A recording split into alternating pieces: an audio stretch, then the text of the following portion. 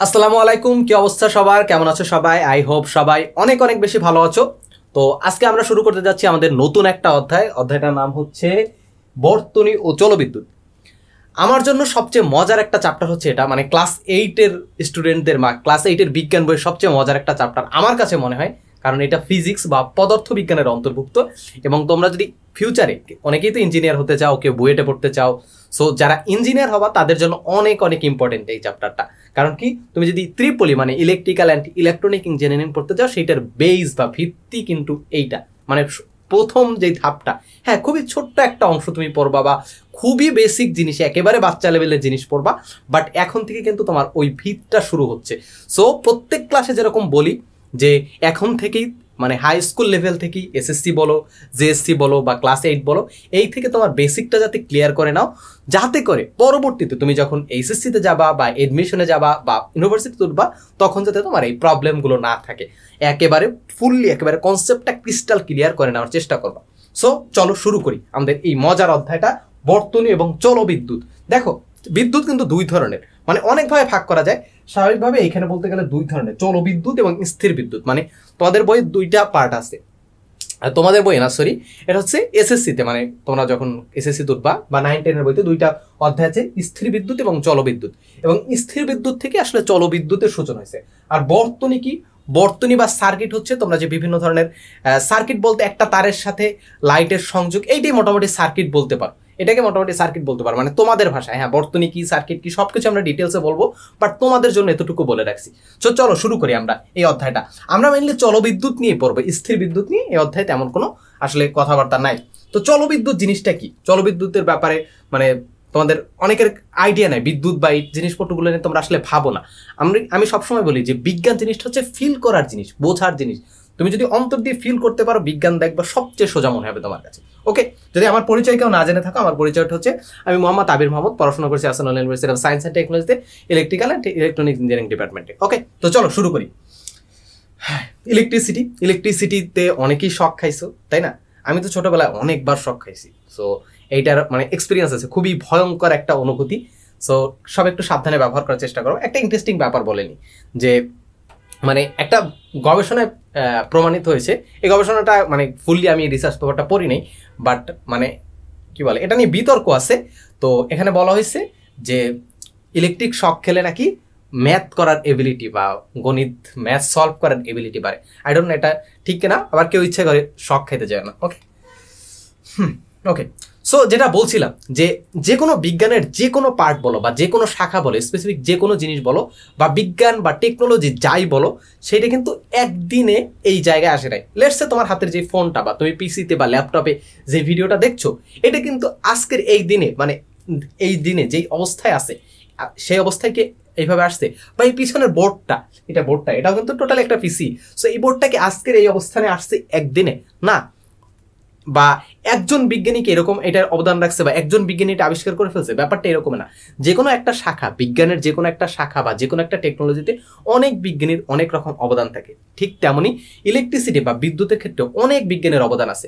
তার মধ্যে সবচাইতে পরিচিত যেই নামটা আমরা শুনি, সেটা হচ্ছে নিকোলা টেসলা, যার নাম অনুসারে টেসলা কোম্পানির নামকরণ করা হয়েছে। টেসলা কার দেখে আমরা, তারপর ইলন মাস্কের যে, মানে তার মাধ্যমে তো টেসলাকে চিনি বা টেসলা কোম্পানিকে চিনি। সো নিকোলা টেসলা, ওনার হচ্ছে ইলেকট্রিসিটিতে অনেক অবদান আছে। ধারণা করা হয় উনি আসলে স্বপ্ন দেখতেন যে সারা পৃথিবীতে তারবিহীনভাবে বিদ্যুৎ পৌঁছে দেওয়া, যাতে সারা পৃথিবীতে বিদ্যুৎ ছড়িয়ে দেওয়া যায়। এটা নিয়ে উনি অনেক গবেষণা করছিলেন এবং কনস্পিরেসি থিওরি আছে যে উনি সফল হয়েছিলেন। মানে এই যে তারবিহীনভাবে সারা পৃথিবীতে বিদ্যুৎ ছড়িয়ে দেওয়ার ব্যাপারে যে প্রজেক্ট উনি করছিলেন, সেখানে উনি সফল হয়েছিলেন। এবং এইটা হচ্ছে মানে কেউ হয়তো লুকাই ফেলছে ওই গবেষণাপত্র, বা উনি যেখানে লিখছিলেন সেগুলো লুকাই ফেলছে, আমরা জানি না, মানুষের কাছ থেকে দূরে সরে নেওয়া হয়েছে। যাই হোক, আমরা ওই কনস্পিরেসি থিওরিতে যাচ্ছি না, আমরা জাস্ট এতটুকু বলে রাখি, তাতে তোমরা ইন্টারেস্ট ফিল করার জন্য বলে রাখছি যে অনেকের অবদান আছে। তার মধ্যে একজন হলো নিকোলা টেসলা, তারপর হচ্ছে থমাস আলভা এডিসন, তার অবদান আছে, আরো অনেক বিজ্ঞানের অবদান আছে। তারপর হচ্ছে প্রথম দিকে যখন ব্যাটারি, মানে প্রথম দিকে কিন্তু আবিষ্কার হয়েছে মানে ব্যাটারি টাইপের স্থির বিদ্যুৎ থেকে আসলে জলবিদ্যুৎ আবিষ্কৃত হয়েছে। এটার ব্যাপারে ডিটেলস আমরা এসএসসিতে বলবো। এসএসসিতে তুমি যদি আমার ফিজিক্স ক্লাস করো বা যখন এসএসসিতে যাবো তখন আমি ডিটেলসে বলবো, আর ডিটেলসে যাচ্ছি না। প্রথম হচ্ছে লাইডেনজার নামে একটা জিনিস আবিষ্কৃত হয়েছিল, সেইটাকে বলা হয় থাকে প্রথম ব্যাটারি। তারপর আস্তে আস্তে আস্তে আস্তে আস্তে আস্তে জলবিদ্যুৎ বা এসি কারেন্ট, যেটাকে আমরা দেখি যেই ইলেকট্রিসিটিগুলো আমরা ঘরে ব্যবহার করি সেগুলোকে এসি কারেন্ট বলা হয় থাকে। সো এই এসি কারেন্টের উৎপত্তি হয়েছে। সো আশা করি এতটুকু বুঝছো, বা এখানে বোঝার মতো আসলে কিছু নেই, জাস্ট কিছু স্টোরি বললাম যাতে তোমরা একটু ইন্টারেস্ট ফিল করো ব্যাপারগুলোর উপর। ওকে, সো যাই হোক, ইলেকট্রিক শকের ব্যাপার অনেক কিছু বললাম, অনেক ভিডিও আছে। যাই হোক, একটা মিম আছে, একটা কি, একটা হচ্ছে প্যারালাল কিলার আর একটা হচ্ছে সিরিয়াল কিলার। সো এইগুলোর ব্যাপারে আমরা হচ্ছে মানে একটু পরে বুঝবো। এটা জাস্ট সিম্পল একটা মিম, মিমটা আমরা একটু পরে বুঝবো। সো তোমরা অনেকে হয়তো বুঝছো না, বাট আগে থেকে যদি পরে থাকো হয়তো বুঝতে পারছো। এখন আমি তো এইভাবে বলে দেবো না যে ভাই এই একটা মিম এখানে আন্ডারলাইন করে দিলাম, এইভাবে আসো, এটা তো ক্রিঞ্জ লাগে তাই না? আচ্ছা, এটা হচ্ছে ইলেকট্রিক ইলফিশ, যেটা ইলেকট্রিসিটি উৎপন্ন করে, মানে হচ্ছে এটা কত 600 ভোল্টের মতো ইলেকট্রিক শক দিতে পারে একজন মানুষকে। ওকে, অনেকে দেখি একুরিয়ামে পোষে বিদেশিরা। যাই হোক, আমরা ওইগুলো করতে যাচ্ছি না। ওকে, আমাদের প্রথম টপিকটা কি? প্রথম টপিক হচ্ছে তড়িৎ প্রবাহ বা কারেন্টের ফ্লো। আমরা ইলেকট্রিসিটি কি সেটা পড়ার আগে আমরা প্রথম পড়বো যে কারেন্টের ফ্লো জিনিসটা আসলে কি, ইলেকট্রিসিটির ফ্লোটা আসলে কি। আমরা আগের অধ্যায়গুলোতে কি পড়ে আসি যে প্রত্যেকটা পদার্থই, এই পৃথিবীর প্রত্যেকটা পদার্থ হচ্ছে অণু পরমাণু দিয়ে গঠিত বা পরমাণু দিয়ে গঠিত। মানে প্রত্যেকটা পদার্থকে ভাঙলে একটা সার্টেন পর্যায়ে আমরা পরমাণু পাবো, মানে ক্ষুদ্র ক্ষুদ্র পরমাণু পাবো। এবং সেই পরমাণুটাকে ভাঙলে আমরা কি পাবো? ইলেকট্রন, প্রোটন এবং নিউট্রন পাবো। এতটুকু তো জানি তাই না? মাঝখানে নিউক্লিয়াস থাকে, সেখানে হচ্ছে নিউট্রন এবং প্রোটন থাকে, এবং এর চারপাশে ইলেকট্রন থাকে। ইলেকট্রন এটাকে কেন্দ্র করে ঘুরে। এখন কিছু কিছু পদার্থ আছে এই পৃথিবীতে, কিছু কিছু পদার্থ আছে যাদের কি হয়, এই যে কেন্দ্রের নিউক্লিয়াসটা আছে, এই যে কেন্দ্রে যে নিউক্লিয়াসটা আছে, এইটা থেকে এই যে বাইরের কক্ষপথে ব্যাপারটা এরকম, ধরো এখানে ধরো নিউক্লিয়াস চিন্তা করো, এখানে প্রোটন এবং নিউট্রন আছে এবং কয়েকটা মাল্টিপল কক্ষপথ আছে, অনেকগুলো কক্ষপথ আছে, এবং শেষ কক্ষপথে একটা ইলেকট্রন আছে। এখন শেষ কক্ষপথে অনেক সময় একটা ইলেকট্রন থাকলে, যদি শেষ কক্ষপথে একটা ইলেকট্রন থাকে তখন কি হয়, এই ইলেকট্রনটার প্রতি এইটার আকর্ষণ বলটা খুব কম হয়। ব্যাপারটা কিরকম একটু সিম্পলি চিন্তা করো, একটু মানে খুব গভীরভাবে না, একটু মাথাটা ঠান্ডা করে চিন্তা করো। ইলেকট্রনটা এখানে যে ঘুরছে, এটা কিভাবে ঘুরছে, এইটা এখানে কিভাবে আছে? এটা একটা পদার্থ যদি ঘুরে বা একটা বস্তু যদি ঘুরে তাহলে ছিটকে যাওয়ার কথা না, ভিতর থেকে কাউকে টেনে রাখতে হবে তাই না? তুমি যদি সিম্পলি চিন্তা করো, একটা বল, যে কোনো একটা বল বা যে কোনো একটা বস্তুকে তুমি যদি দড়িতে বেঁধে এরকম ঘুরাও, তাহলে কি হবে? তুমি হঠাৎ করে দড়িটা যদি ছেড়ে দাও, বলটা ছিটকে চলে যাবে না? বাইরে চলে যাবে না? অবশ্যই ছিটকে চলে যাবে। কিন্তু যখন ঘুরাচ্ছিল তখন কিভাবে ও ঘুরছিল? একটা বৃত্তাকার কক্ষপথে কেন ঘুরছিল? কারণ কি, তুমি ওকে টেনে রাখছিল, দড়িটা দিয়ে টেনে রাখছিল। সো এইখানেও ব্যাপারটা দেখো, ও কিন্তু এইখানে ঘুরছে, এইখানে এইভাবে ঘুরছে, ইলেকট্রনটা এইভাবে ঘুরছে, কিন্তু ও বাইরে কেন ছিটকে যাচ্ছে না? কারণ কি, এইটা কি নেগেটিভ বা মাইনাস চার্জ, আর কেন্দ্রে কি আছে পজিটিভ বা প্লাস চার্জ। এই প্লাস চার্জ এই নেগেটিভ চার্জকে কি করছে? আকর্ষণ করছে। এই জন্য কি হচ্ছে, এইটা এইখানে এই জায়গায় ঘুরতে পারছে বা এই জায়গায় আছে। এতটুকু তো বুঝছি তাই না? এখন দেখো, এইখানে শেষ কক্ষপথে একটা ইলেকট্রন থাকার কারণে বা শেষ কক্ষপথটা অনেক বেশি দূরে থাকার কারণে এই শেষ কক্ষপথের একটা ইলেকট্রনের প্রতি এই কেন্দ্রের প্রোটনের বা কেন্দ্রের আকর্ষণ বলটা খুবই কম হয়। আকর্ষণ বল কম হওয়ার কারণে কি হয়, এই যে একটা পদার্থ আছে, ধরো একটা বস্তু আছে, এখানে মিলিয়ন মিলিয়ন বা বিলিয়ন বিলিয়ন পরমাণু থাকবে না? সো প্রত্যেক পরমাণু থেকে শেষ কক্ষপথের একটা বা দুইটা ইলেকট্রন ও কি করে, এই যে পুরো পরমাণুতে ঘুরে বেড়ায়, মানে ছিটকে বের হয়ে যায়। আসলে এইখান থেকে ছিটকে বের হয় না, আসলে ওইভাবে বলা যায় না। সো বাইরে ঘুরতে থাকে, মানে বাইরে বের হয়ে যায়, মানে আকর্ষণ বলটা যেহেতু কম। সো ব্যাপারটা কিরকম, ধরো এখানে একটা পরমাণু আছে, এখানে একটা পরমাণু আছে। সো ব্যাপারটা কিরকম হয়, প্রত্যেকের তো শেষ কক্ষপথে একটা করে ইলেকট্রন আছে। এখন এই ইলেকট্রনটা এই পুরো দণ্ডে ঘুরে বেড়ায়, আবার এইটারটাও পুরো দণ্ডে ঘুরে বেড়ায়, এইটারটাও পুরো দণ্ডে ঘুরে বেড়ায়। মানে কি, এইটা ওর একার সম্পত্তি থাকে না। এতক্ষণ পর্যন্ত কি দেখছিলাম যে এই ইলেকট্রনটা এই পরমাণুটার একার সম্পত্তি, কিন্তু এখানে দেখতে পাচ্ছি যে অনেকগুলো যখন একসাথে থাকে বা এই দণ্ডটার ভিতর এইরকম যখন পরমাণুগুলো থাকে, তখন কি হয়, এই শেষ কক্ষপথের যে ইলেকট্রনটা ও কি করে, শেষ কক্ষপথের ইলেকট্রনটা পুরো দণ্ডে বা পুরো বস্তুটার সম্পত্তি হয়ে যায়। মানে ওর আকর্ষণ বলটা যেহেতু কম, ওকে কেউ আকর্ষণ করছে না, ওকে সবাই অবহেলা করছে। যেমন কিছু কিছু মানুষ থাকে না পৃথিবীতে, যাদের সবাই অবহেলা করে। ব্যাপারটা এরকম যে সবাই অবহেলা করছে, এই জন্য অবহেলা করার কারণে এই যে ওদের নিজের ফ্যামিলি যখন অবহেলা করছে, তখন কি হয়, ও পুরো এলাকায় ঘুরে বেড়ায়। ছোটবেলায় একটা গল্প পড়ছিলাম না আমরা, কোন একটা গল্প যে নিজের ফ্যামিলির, ধরো কিরকম যেন একটা গল্প ছিল যে নিজের ফ্যামিলির মানে কেউ দেখাশোনা করে না বা নিজের ফ্যামিলির সাথে কানেকশন নেই, এই জন্য কি করে ওই এলাকার সবার কাছে থাকে বা এরকম সামথিং লাইক দ্যাট। সো আশা করি বুঝতে পারছো ব্যাপারটা। পাগলের উদাহরণ দিয়ে বুঝতে পারো। ধরো একটা পাগল, যে কোনো একটা এলাকায় বিভিন্ন ধরনের পাগল থাকে না। সো ধরো একটা পাগলের কি স্পেসিফিক কোনো বাড়ি আছে, স্পেসিফিক কোনো জায়গা আছে? কিন্তু পাগল কিন্তু স্পেসিফিক জায়গা আছে। জায়গা বলতে একটা নির্দিষ্ট এরিয়ার ভিতর কিন্তু থাকে, নির্দিষ্ট এরিয়ার ভিতর, যে এই এলাকায় কিন্তু ও সবসময় ঘোরাফেরা করে।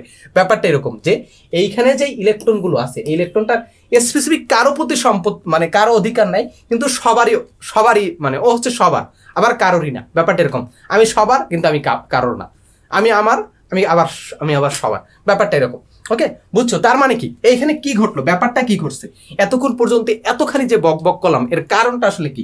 এর কারণটা হচ্ছে এইখানে ধরো 1 বিলিয়ন বা 1 মিলিয়ন পরমাণু আছে, তাহলে প্রত্যেকটা পরমাণুর একটা করে ইলেকট্রন বাইরে বের হয়ে গেছে। সো একটা করে ইলেকট্রন বাইরে বের হওয়ার কারণে এইখানে মুক্ত ইলেকট্রন, এগুলোকে বলা হয় থাকে মুক্ত ইলেকট্রন বা ফ্রি ইলেকট্রন। সেই ফ্রি ইলেকট্রন টোটাল কয়টা আছে?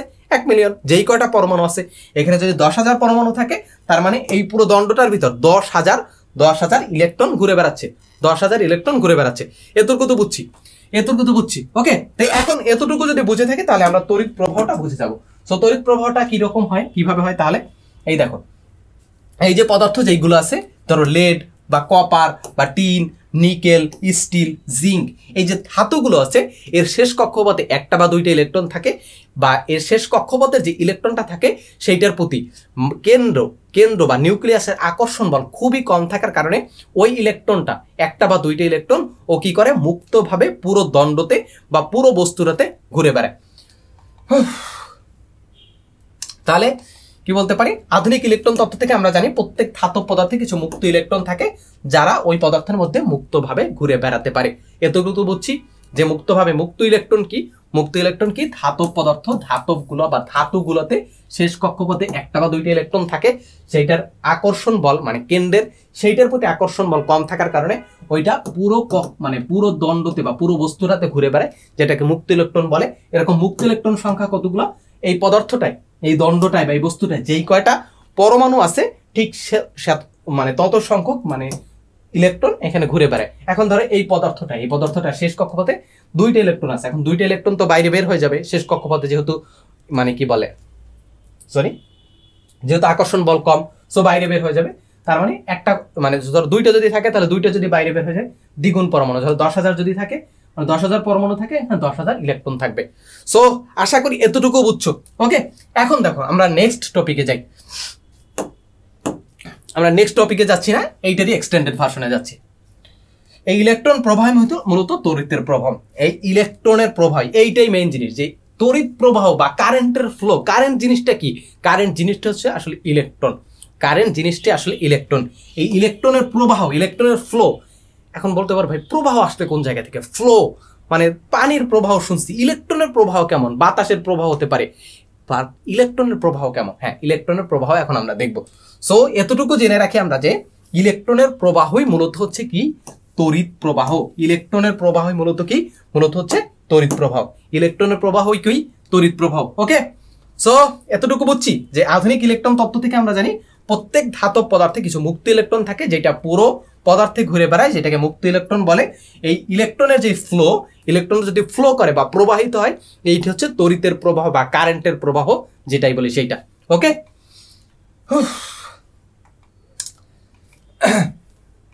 কি রে ভাই, আমার স্লাইড চেঞ্জার আজকে কাজ করতেছে না কেন?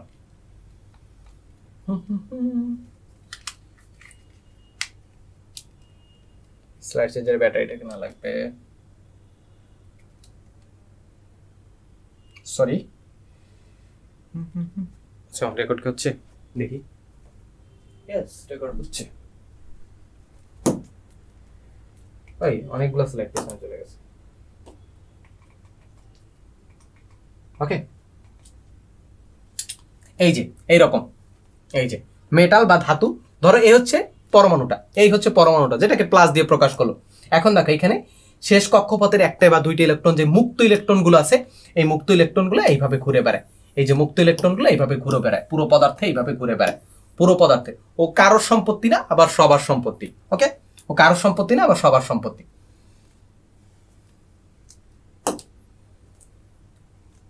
এখন হচ্ছে পৃথিবীতে 3 ধরনের পদার্থ আছে, এটা আমরা ছোটবেলায় পড়ছি।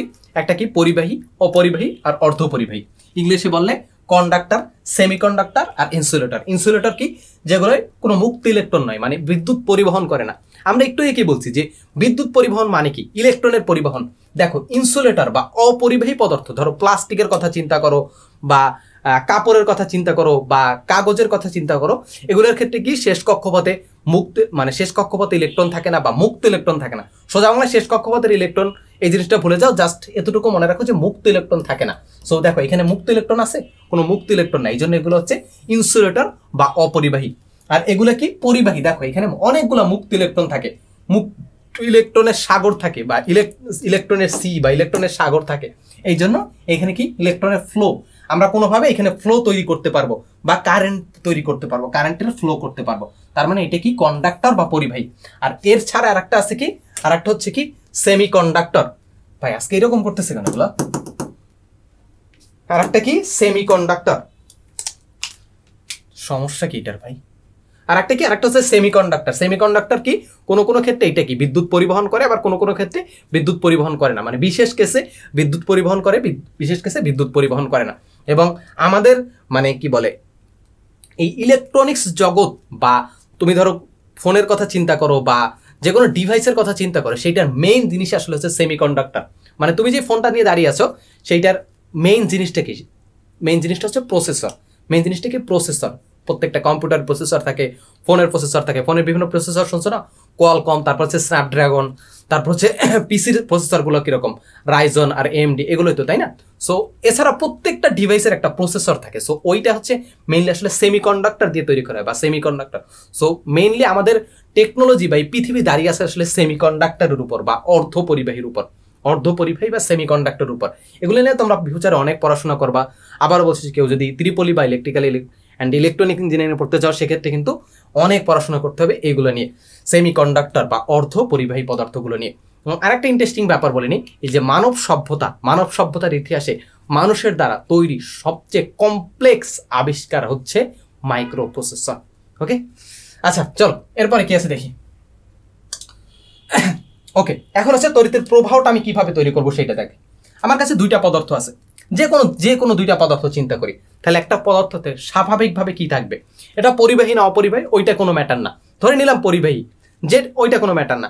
পরিবাহী হোক অপরিবাহী হোক, একটা পদার্থতে যেই কয়টা প্রোটন থাকবে সেই কয়টাই তো ইলেকট্রন থাকবে। তার মানে কি, পজিটিভ চার্জ যেই কয়টা থাকবে, নেগেটিভ চার্জও সেই কয়টা থাকবে। পজিটিভ চার্জ নেগেটিভ চার্জ সেই কয়টা থাকবে স্বাভাবিক অবস্থায়। তাহলে এই স্বাভাবিক অবস্থায় এই পদার্থটা কি চার্জ নিরপেক্ষ বা আধান নিরপেক্ষ, তাই না?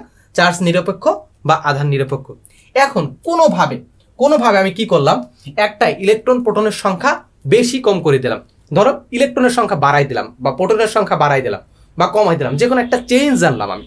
প্রথমে কি স্বাভাবিক অবস্থায় কি সংখ্যা দিয়ে চিন্তা করো, নিশ্চয়ই একটা পদার্থে, এত বড় একটা পদার্থে জাস্ট কয়টা, 3, 6, 9, 12 12টা করে ইলেকট্রন প্রোটন থাকবে না, হয়তো 12 মিলিয়ন থাকবে। জাস্ট আমরা চিন্তা করিনি, ধরো এই পদার্থটার ভিতর 6টা করে ইলেকট্রন আছে, 6টা করে প্রোটন আছে। তার মানে কি, এটা চার্জ বা আধান নিরপেক্ষ। এখন কি করলাম, আমি এটা সংখ্যাটা একটু পরিবর্তন করে দিলাম। সংখ্যাটা পরিবর্তন করলাম কি, এখানে ইলেকট্রনের সংখ্যাটা আমি বাড়াই দিলাম, ইলেকট্রনের সংখ্যা আমি বাড়াই দিছি। এবং তাহলে কি তুলনামূলকভাবে এটা কি নেগেটিভ চার্জে চার্জিত হয়েছে, তুলনামূলকভাবে বা রিলেটিভলি এইটা নেগেটিভ চার্জে চার্জিত হয়েছে। এবং এইটা কি, এইখানে আমি কি করলাম, এখানে পজিটিভ চার্জের সংখ্যা বাড়াই দিলাম, এখানে কি করলাম পজিটিভ চার্জের সংখ্যা বাড়াই দিলাম, এখানে আমি কি করলাম নেগেটিভ চার্জের সংখ্যা বাড়াই দিলাম। এতটুকু তো বুঝছি। আমি এখানে পজিটিভ চার্জের সংখ্যা বাড়াই দিছি এবং এইটাকে আমি এইটা নেগেটিভ চার্জের সংখ্যা বাড়াই দিছি। কিভাবে করছি, ইট ডাজন্ট ম্যাটার।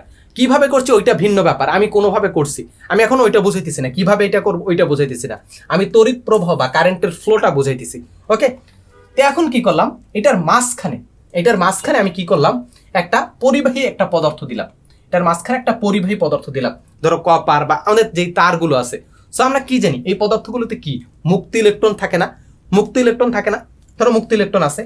এখন ধরো এইভাবে চিন্তা করি, একটা পরিবাহী পদার্থ দিলাম। এখন পরিবাহী পদার্থতে কি হবে, আমরা কি জানি, একটা পরিবাহী পদার্থতে কি ইলেকট্রনের সাগর বা সি থাকবে, কারণ কি অনেক মিলিয়ন মুক্ত ইলেকট্রন থাকবে। দেখ এখন কি এই পরিবাহী পদার্থ, এই পদার্থটার ভিতর কি ইলেকট্রন প্রোটন কিন্তু সেমই আছে ভাই, ইলেকট্রন প্রোটন কিন্তু এই পরিবাহী পদার্থটার ভিতরে সেম আছে, কিন্তু ইলেকট্রনগুলো কি মুক্ত অবস্থায় আছে। ইলেকট্রনগুলো কি অবস্থায় আছে? মুক্ত অবস্থায় আছে। এতটুকু মাথায় রাখো, ইলেকট্রনগুলো কি অবস্থায় আছে? মুক্ত অবস্থায় আছে। এখন কি হবে একটু সিম্পলি চিন্তা করো, দেখো একটু সিম্পলি চিন্তা করো, এখন কি হবে দেখো, এইখানে কি, এইখানে নেগেটিভ চার্জের সংখ্যা বেশি আছে, এইখানে নেগেটিভ চার্জের সংখ্যা বেশি আছে। ও কি করবে? স্বাভাবিকভাবে ও কি করবে? নেগেটিভ চার্জগুলোকে এইদিকে পুশ করবে না, নেগেটিভ চার্জগুলোকে এদিকে পুশ করবে না। কারণ কি, ধরো কোনো এক জায়গায় পানি যদি বেশি থাকে, ও কি করবে? পানি যদি বেশি থাকে তাহলে ও কি নিচের দিকে যেতে চাইবে না? ব্যাপারটা এরকম। ও কি করবে? এই যে নেগেটিভ চার্জগুলা, এইখানে নেগেটিভ চার্জগুলোকে পুশ করবে। ধরো এখানে একটা ইলেকট্রন আছে, কি রে ভাই, যে সময় সিরিয়াস মোমেন্টে কোনো কাজ হয় না।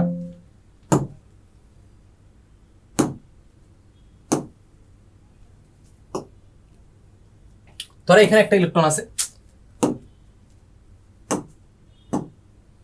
এখানে একটা ইলেকট্রন, এখানে একটা electron, electron electron electron electron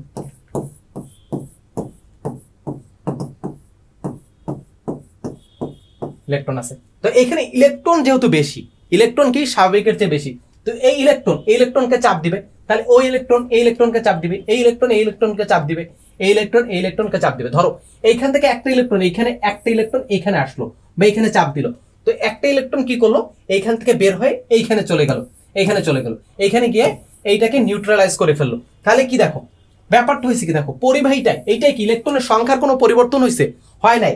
আমি ওই পাশ থেকে যতটা ইলেকট্রন দিয়ে চাপ দিছি, ধরো 10টা ইলেকট্রন দিয়ে চাপ দিছি, 10টা ইলেকট্রন এখানে পুশ করছি, এই পাশ থেকে কি করছো? 10টা ইলেকট্রন বের করে দিছে, 10টা ইলেকট্রন বের করে দিছে। তার মানে কি, এই পরিবাহী পদার্থটার ভিতর, এই পরিবাহী পদার্থটার ভিতর কি কোনো চেঞ্জ হয়েছে? কোনো কিন্তু চেঞ্জ হয় নাই, কিন্তু ইলেকট্রনের ফ্লোটা কিন্তু ঠিক হয়েছে, ইলেকট্রনের প্রবাহটা কিন্তু ঠিক হয়েছে। আমরা এখানে 10টার কথা বলছি, বাট এরকম 10টা তো অবশ্যই হবে না, হয়তো 10 বিলিয়ন হবে, 10 কোটি হবে। তাহলে এইখান থেকে 10 কোটি ইলেকট্রন যদি চাপ দেয়, তাহলে কি করবে? ওই পাশ থেকে 10 কোটি ইলেকট্রন বের হয়ে এই পদার্থটায় চলে যাবে। কিন্তু এই যে পরিবাহী পদার্থটা আছে, এই পদার্থটা কিন্তু যেরকম ছিল সেরকমই থাকবে, যেই কটা ইলেকট্রন ওর ভিতর ছিল সেই কটা ইলেকট্রনই থাকবে। কিন্তু আমরা কি দেখবো? যে ইলেকট্রন এই দিক থেকে এইদিকে যাচ্ছে, কারণ কি, ইলেকট্রন চাপ দিচ্ছে কি, ও চাপ দিচ্ছে এইদিকে, ইলেকট্রনটা এইদিকে যাচ্ছে। এই দুইটা পদার্থের ভিতর কাহিনীকে চাল যত জিনিস ঘটে এই দুইটা পদার্থের ভিতর ঘটবে। কারণ কি, এই দুইটা পদার্থের ভিতর ইলেকট্রন আর প্রোটনের সংখ্যার তারতম্য আছে, ইলেকট্রনের সংখ্যার, ইলেকট্রন আর প্রোটনের সংখ্যার তারতম্য আছে, মানে সেম না, এখানেও সেম, ইলেকট্রন আর প্রোটনের সংখ্যার তারতম্য আছে। এই জন্য বেশি ইলেকট্রন কি করবে? এই ইলেকট্রনগুলোকে পুশ করবে, যার ফলে ইলেকট্রনের একটা ফ্লো তৈরি হবে, ফ্লো বা প্রবাহ, নদীর প্রবাহের মতো, নদীর বা পানির প্রবাহের মতো একটা প্রবাহ তৈরি হবে। সেই প্রবাহটাকেই বলা হয় থাকে ইলেকট্রনের প্রবাহ বা তড়িৎ প্রবাহ, ইলেকট্রনের প্রবাহ বা তড়িৎ প্রবাহ। তাহলে আমরা এই একটা লাইন এতক্ষণ বসে, এই যে আধা ঘন্টা বসে প্রায় বুঝাইলাম একটা লাইন, ইলেকট্রনের প্রবাহই মূলত তড়িৎ প্রবাহ। এইটাই হচ্ছে ইলেকট্রনের ফ্লো বা তড়িতের প্রবাহ, এইটা হচ্ছে কি তড়িৎ প্রবাহ। বুঝছি আমরা? হ্যাঁ বুঝছি তো আমরা। ওকে দাঁড়াও আমি একটু পানি খাই। ওকে এতটুকু তো বুঝছি, একটু ভালোভাবে চিন্তা করো, ভিডিওটা থামাও, ভিডিওটা একটু থামাও, তারপর একটু নোট করো।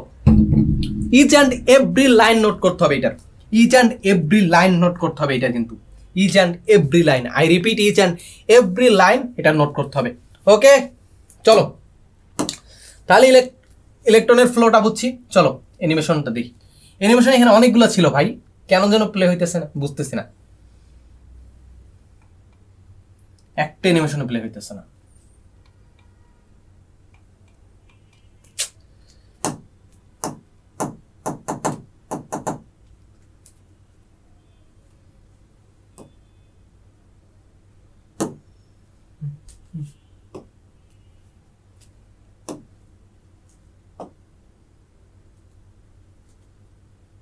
এই যে ইলেকট্রনের ফ্লো গুলো এইভাবে হবে, এই যে হয়তো এখন দেখা যাচ্ছে, এই যে ওকে আই হোপ এখন বুঝছো। সো এটা কি এইভাবে, এই যে এইভাবে দেখো, এখানে যেই কয়টা ছিল ওই কয়টাই আছে। ওকে এখন আমাদের রিয়েল লাইফে এটা কিভাবে ঘটে সেটা আমরা দেখবো, একটু পরেই দেখবো যে রিয়েল লাইফে আমাদের বা বাস্তব জীবনে বা ব্যাটারিতে বা কারেন্টের ক্ষেত্রে এটা কিভাবে ঘটে, বা আমরা যে ডিভাইসগুলো ব্যবহার করি সেগুলোর ভিতর কিভাবে ঘটে সেটা আমরা দেখব। ওকে এরপরে কি আছে দেখি। যখন দুইটা ভিন্ন বিভব বিভব মানে কি, বিভব হচ্ছে চার্জ, ভিন্ন বিভব। তাহলে এখানে দেখো কি হয়েছে, এটার বিভব আর এটার বিভব ভিন্ন না, বা চার্জ বা ইলেকট্রন সংখ্যা ভিন্ন না, ইলেকট্রন বা চার্জ সংখ্যা ভিন্ন, অবশ্যই ভিন্ন, ইলেকট্রন বা চার্জ সংখ্যা ভিন্ন। যখন দুইটা ভিন্ন বিভবের ধাতব বস্তুকে তার দ্বারা সংযুক্ত করা হলো বা কোনো পরিবাহী দ্বারা সংযুক্ত করা হয়, তখন নিম্ন বিভব সম্পন্ন ধাতব বস্তু থেকে ঋণাত্মক আধানযুক্ত ইলেকট্রন উচ্চ বিভব সম্পন্ন ধাতব বিভব বস্তুর দিকে প্রবাহিত হয়, ধাতব বস্তুর দিকে প্রবাহিত হয়। আই হোপ এই লাইনটা কিছু বোঝো নাই, অনেক হয়তো বুঝছো, বাট বই থেকে পরে কেউ কিছুই বুঝে নাই। চলো দেখো এখানে বিভব বা চার্জ, বিভব বা চার্জ, বিভব বা চার্জ, বিভব বা চার্জ, বিভব বা চার্জ, বিভব বা চার্জ একই জিনিস। এইখানে বিভব বা চার্জ এই দুইটার ভিতর পার্থক্য আছে না? সো দেখো এখানে কি বলছে যে দুইটা ভিন্ন বিভব, দুইটা ভিন্ন বিভব, দুটো বুঝছি, দুইটা ভিন্ন বিভবের ধাতব বস্তুকে হ্যাঁ তার দ্বারা সংযুক্ত যদি করি, তার দ্বারা, তার বা যে কোনো একটা পরিবাহী পদার্থ, শুধুমাত্র তার না, পরিবাহী পদার্থ দ্বারা যদি সংযুক্ত করা হয়, তখন নিম্ন বিভব সম্পন্ন ধাতব বস্তু থেকে, এখন দেখো এখানে হচ্ছে নিম্ন বিভব না, ইলেকট্রন কি মাইনাস না, ধরো এটার চার্জ ধরলাম কত, এখানে কি আছে, এখানে কি আছে প্লাস চার্জ আছে না, তো ধরো এটা চার্জ ধরে নিলাম প্লাস, প্রোটন কয়টা আছে বা পজিটিভ চার্জ কয়টা আছে, 1 2 3 4 5 6 7 8 9 10, 10টা আছে, এবং ইলেকট্রন কয়টা আছে, 10টা আছে, আর ইলেকট্রন কয়টা আছে, 2টা আছে।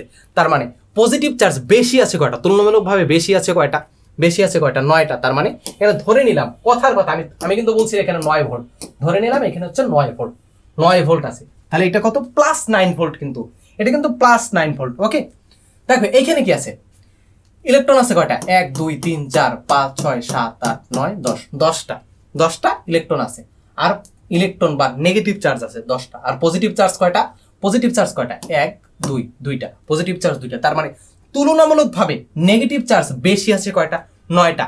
এখন এখানে যে নেগেটিভ চার্জ বেশি আছে কয়টা, নেগেটিভ চার্জ বেশি আছে কয়টা, 9টা না, তার মানে কি 9টা নেগেটিভ চার্জ বেশি, তার মানে -9 ভোল্ট এইখানে।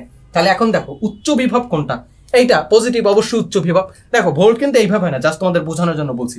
আর নেগেটিভ এইটা কি কম না, -9 কি কম না, তার মানে কি নিম্ন বিভব সম্পন্ন ধাতব বস্তু থেকে ঋণাত্মক আধানযুক্ত ইলেকট্রন কি করবে, উচ্চ বিভব সম্পন্ন, এই যে উচ্চ বিভব সম্পন্ন ধাতব বস্তুর দিকে প্রবাহিত হয়। এই প্রবাহটাকে বলা হয়ে থাকে কারেন্টের ফ্লো বা তড়িতের ফ্লো, বা কারেন্ট প্রবাহ বা তড়িৎ প্রবাহ।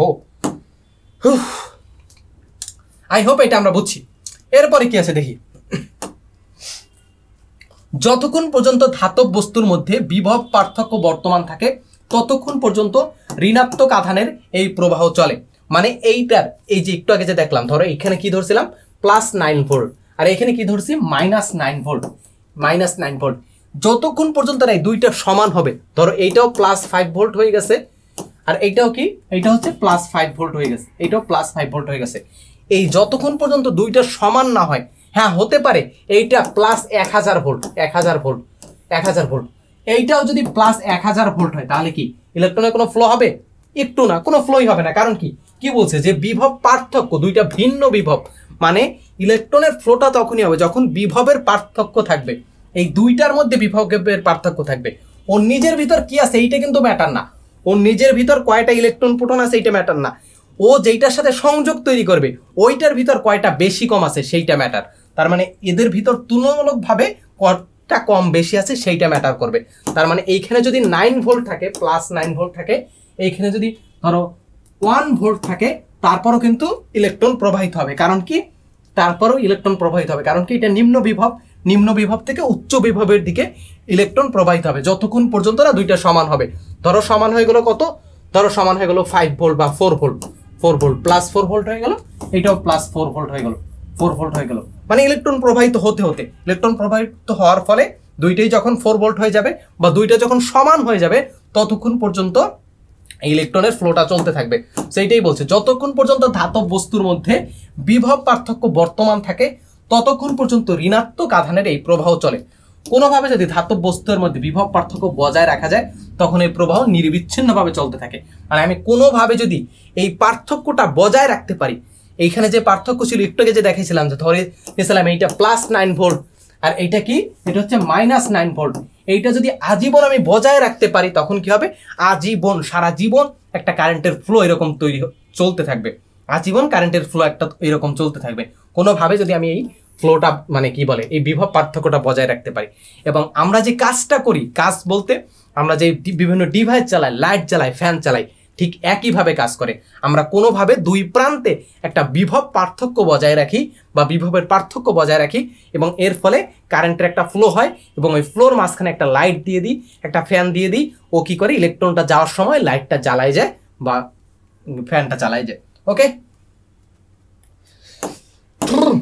তাহলে কি বুঝলাম? যতক্ষণ পর্যন্ত এই ধাতব বস্তুদ্বয়ের মধ্যে বিভব পার্থক্য বর্তমান থাকে ততক্ষণ পর্যন্ত ঋণাত্মক আধানের এই প্রবাহ চলতে থাকে। কোনোভাবে যদি ধাতব বস্তুদের মধ্যবর্তী বিভব পার্থক্য বজায় রাখা যায় তখন এই প্রবাহ নিরবিচ্ছিন্নভাবে চলতে থাকে।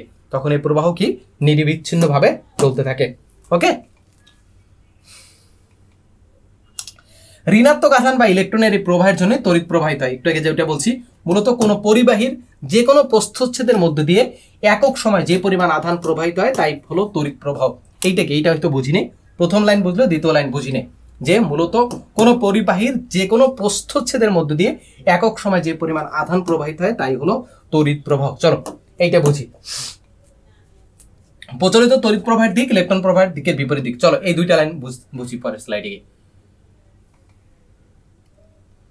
ওকে, আচ্ছা এটা পরে, এই লাইনটা পরবর্তীতে হয়তো আসতেছে। আচ্ছা এই লাইনটা পরবর্তীতে আনতেছে, প্রচলিত এই লাইনটা পরে বুঝতেছি। তার যে প্রচলিত তড়িৎ প্রবাহের দিক ইলেকট্রন প্রবাহের দিকের বিপরীত দিক। তো চলো এখন আমরা বুঝি আসল জিনিসটা কি ঘটে সেটা একটু দেখি। আমরা কি বলছিলাম যে ইলেকট্রনের ফ্লোটা কিভাবে হয়? দুইটা প্রান্তের ভিতর বিভবের পার্থক্য যদি থাকে তখন কি হয়? ইলেকট্রনের ফ্লো হয়। এই ক্ষেত্রে ব্যাটারির ক্ষেত্রে কি দেখো, একটা পজিটিভ প্রান্ত দেখি, একটা নেগেটিভ প্রান্ত দেখি। এইখানেও ব্যাপারটা সেম ঘটে। এই পজিটিভ প্রান্ত, এই যে প্লাস পয়েন্ট এবং মাইনাস পয়েন্টের ভিতরে একটা কি বিভবের একটা পার্থক্য রাখা হয় সব সময়। এই জন্যই এই ব্যাটারির কাজটাই কিন্তু এইটা, বিভবের একটা পার্থক্য রাখা হয়। ধরো এইখানে ধরো +1 ভোল্ট, +1 ভোল্ট ধরে নিলাম, কথার কথা +1 ভোল্ট, আর এইখানে কি -1 ভোল্ট, -1 ভোল্ট। তার মানে কি বিভবের একটা পার্থক্য আছে না? তাহলে ইলেকট্রন কি হবে? নিম্ন বিভব থেকে উচ্চ বিভবের দিকে যাবে। তার মানে এখন যদি আমি একটা পরিবাহী তার দ্বারা এইটাকে সংযুক্ত করে দিই তখন কি হবে? এইটা ইলেকট্রনের এইখানে দিক থেকে এই দিকে একটা ফ্লো হবে। একটা সার্কিট বা বর্তনীতে ঠিক এই জিনিসটাই ঘটে। আমরা পজিটিভ প্রান্তের সাথে নেগেটিভ প্রান্ত দিয়ে দিই, এইখানে হচ্ছে একটা ফ্লো তৈরি হয়। অনেকে বলতে পারে ভাইয়া ব্যাটারির সাথে প্লাস এবং নেগেটিভ মানে মাইনাস প্রান্ত যদি লাগাই তাহলে তো একটা স্পার্ক করে। হ্যাঁ স্পার্ক করে, এই যে ইলেকট্রনটা ফ্লো হয় এই জন্যই তো ভাই স্পার্ক করে।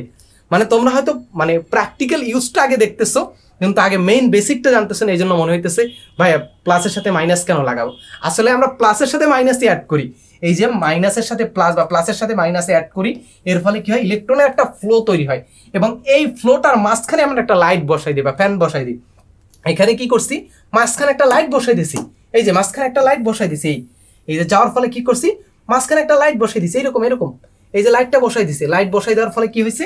এই যে এখান থেকে ইলেকট্রনটা যাওয়ার সময় এই যে মাঝখানে যে ফিলামেন্টটা ছিল এইটার ভিতর দিয়ে ইলেকট্রনটা ফ্লো হওয়ার ফলে কি হয়েছে? এখানে কি হয়েছে? তাপ এবং আলো উৎপন্ন হয়েছে। সিম্পল, প্রত্যেকটা লাইটের ভিতর গঠনটা ওই রকম। একটা তার যায়, মাঝখানে একটা ফিলামেন্ট থাকে, তারপর এখান থেকে আবার তারটা বের হয়ে যায়, এবং এটা কি করে? ব্যাটারিটা কি একটা কারেন্টের ফ্লো দেয় বা ইলেকট্রনের ফ্লো দেয়। এখন বলছে প্রচলিত তড়িৎ প্রবাহের দিক ইলেকট্রন প্রবাহের বিপরীত দিকে কেন হয়? মানে প্রথম দিকে যখন কারেন্ট আবিষ্কার হয়েছে তখন আসলে এইভাবে চিন্তা করা হতো যে মানে কারেন্ট ফ্লো হয় মেবি পজিটিভ থেকে নেগেটিভের দিকে। মানে ব্যাটারি যখন প্রথম দিকে আবিষ্কার হয় তখন মানুষ মনে করতো যে মনে হয় এটা পজিটিভ থেকে নেগেটিভের দিকে। আসলে তখন মানুষ এটা জানতো না, দ্যাটস ওয়াই তখন ধরে নিয়েছিল কি মানে কারেন্টের প্রবাহ হয় পজিটিভ থেকে নেগেটিভের দিকে, এই দিকে। কিন্তু আমরা এখন তো জানি, আমরা আধুনিক হয়ে গেছি, এখন আমরা জানি কি ইলেকট্রনের প্রবাহ তড়িৎ প্রবাহ, এবং ইলেকট্রনের ফ্লো কোন দিক হয়? নেগেটিভ থেকে পজিটিভের দিকে হয়, নেগেটিভ থেকে পজিটিভের দিকে হয়। এই জন্য এইটাই বলছে যে প্রচলিত তড়িৎ প্রবাহের দিক ইলেকট্রন প্রবাহের বিপরীত দিক হয়। প্রচলিত তড়িৎ প্রবাহের দিকটা কি? ইলেকট্রন প্রবাহের বিপরীত দিকে হয়। ভাই পড়াইতে কষ্ট আছে, প্রচুর কষ্ট।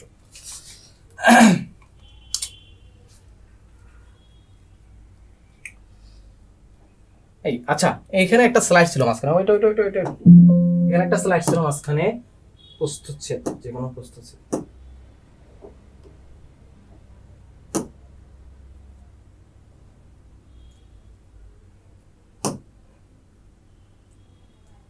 ওকে হ্যাঁ আছে, সরি আছে। তো কি বলছিলাম যে যেই লাইনটা ওইটা হচ্ছে ব্লু কালারে ছিল এখানে, ওইটা হচ্ছে জাস্ট এখানে ইয়েলো কালার আছে, যে মূলত কোনো পরিবাহীর যে কোনো প্রস্থচ্ছেদের মধ্য দিয়ে একক সময় যে পরিমাণ আধান প্রবাহিত হয় সেটা কি বলা হয় থাকে, সেইটাই হচ্ছে 1 এম্পিয়ার তড়িৎ প্রবাহ। সেইটা কি 1 এম্পিয়ার তড়িৎ প্রবাহ,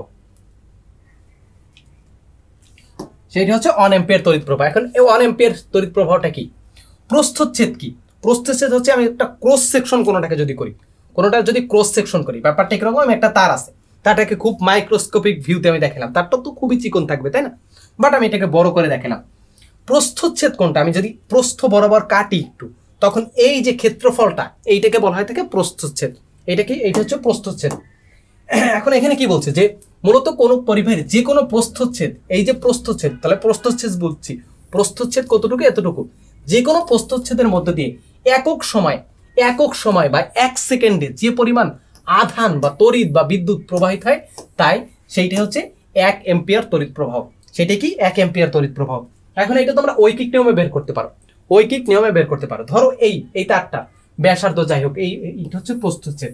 এই প্রস্থচ্ছেদের মধ্য দিয়ে 5 সেকেন্ডে আমি মাপলাম যে 5 সেকেন্ডে ধরো 50,000 ইলেকট্রন প্রবাহিত হয়েছে, 50,000 ইলেকট্রন প্রবাহিত হয়েছে, আমরা কোনোভাবে মাপলাম এটা। তাহলে 1 সেকেন্ডে আমি এখন ঐকিক নিয়ম করতেছি, 1 সেকেন্ডে কতটুকু, কয়টা ইলেকট্রন প্রবাহিত হয়েছে? 50,000 ডিভাইডেড বাই কত? 5। 50,000 ডিভাইডেড বাই 5। এইটাই কি? 1 সেকেন্ডে যে কোনো একটা পরিবাহীর যে কোনো প্রস্থচ্ছেদের মধ্য দিয়ে একক সময় যে পরিমাণ আধান প্রবাহিত হয় তাই হলো 1 এম্পিয়ার তড়িৎ প্রবাহ। সেইটি হচ্ছে 1 এম্পিয়ার তড়িৎ প্রবাহ। ওকে, 1 এম্পিয়ার তড়িৎ প্রবাহ। এখন আমি জাস্ট এখানে একটা সংখ্যা দিয়ে দেখাইছি, এখানে অ্যাকচুয়ালি 5 সেকেন্ডে কয়টা তড়িৎ প্রবাহিত হয় সেটা দিয়ে আসলে 1 এম্পিয়ারের এটা মাপা যায়, যে 1 এম্পিয়ার কারেন্ট মানে কয়টা ইলেকট্রন ফ্লো হয় এটা মাপা যায়। ওকে, এতটুকু তো বুঝছি। এরপর হচ্ছে তড়িৎ প্রবাহের একক। তড়িৎ প্রবাহের একক হচ্ছে এম্পিয়ার। এই যে একটু আগে যেটা দেখলাম, তড়িৎ প্রবাহের একক হচ্ছে এম্পিয়ার, যেটাকে এ দ্বারা প্রকাশ করা হয়। যেটাকে কি দ্বারা প্রকাশ করা হয়? এ দ্বারা প্রকাশ করা হয়।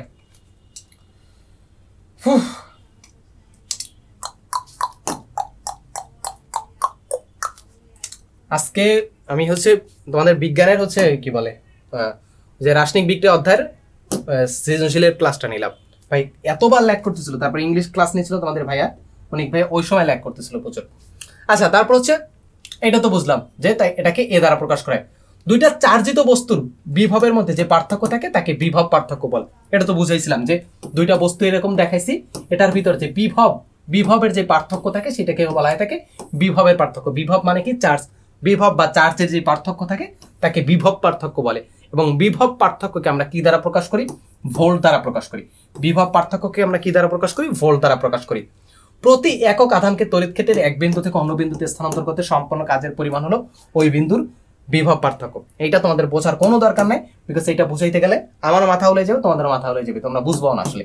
এটা মাথা থেকে সরাই দাও। জাস্ট এতটুকু জেনে রাখো যে দুইটা চার্জিত বস্তুর মধ্যে মানে বস্তুর বিভবের মধ্যে যে পার্থক্য থাকে তাকে বিভব পার্থক্য বলে।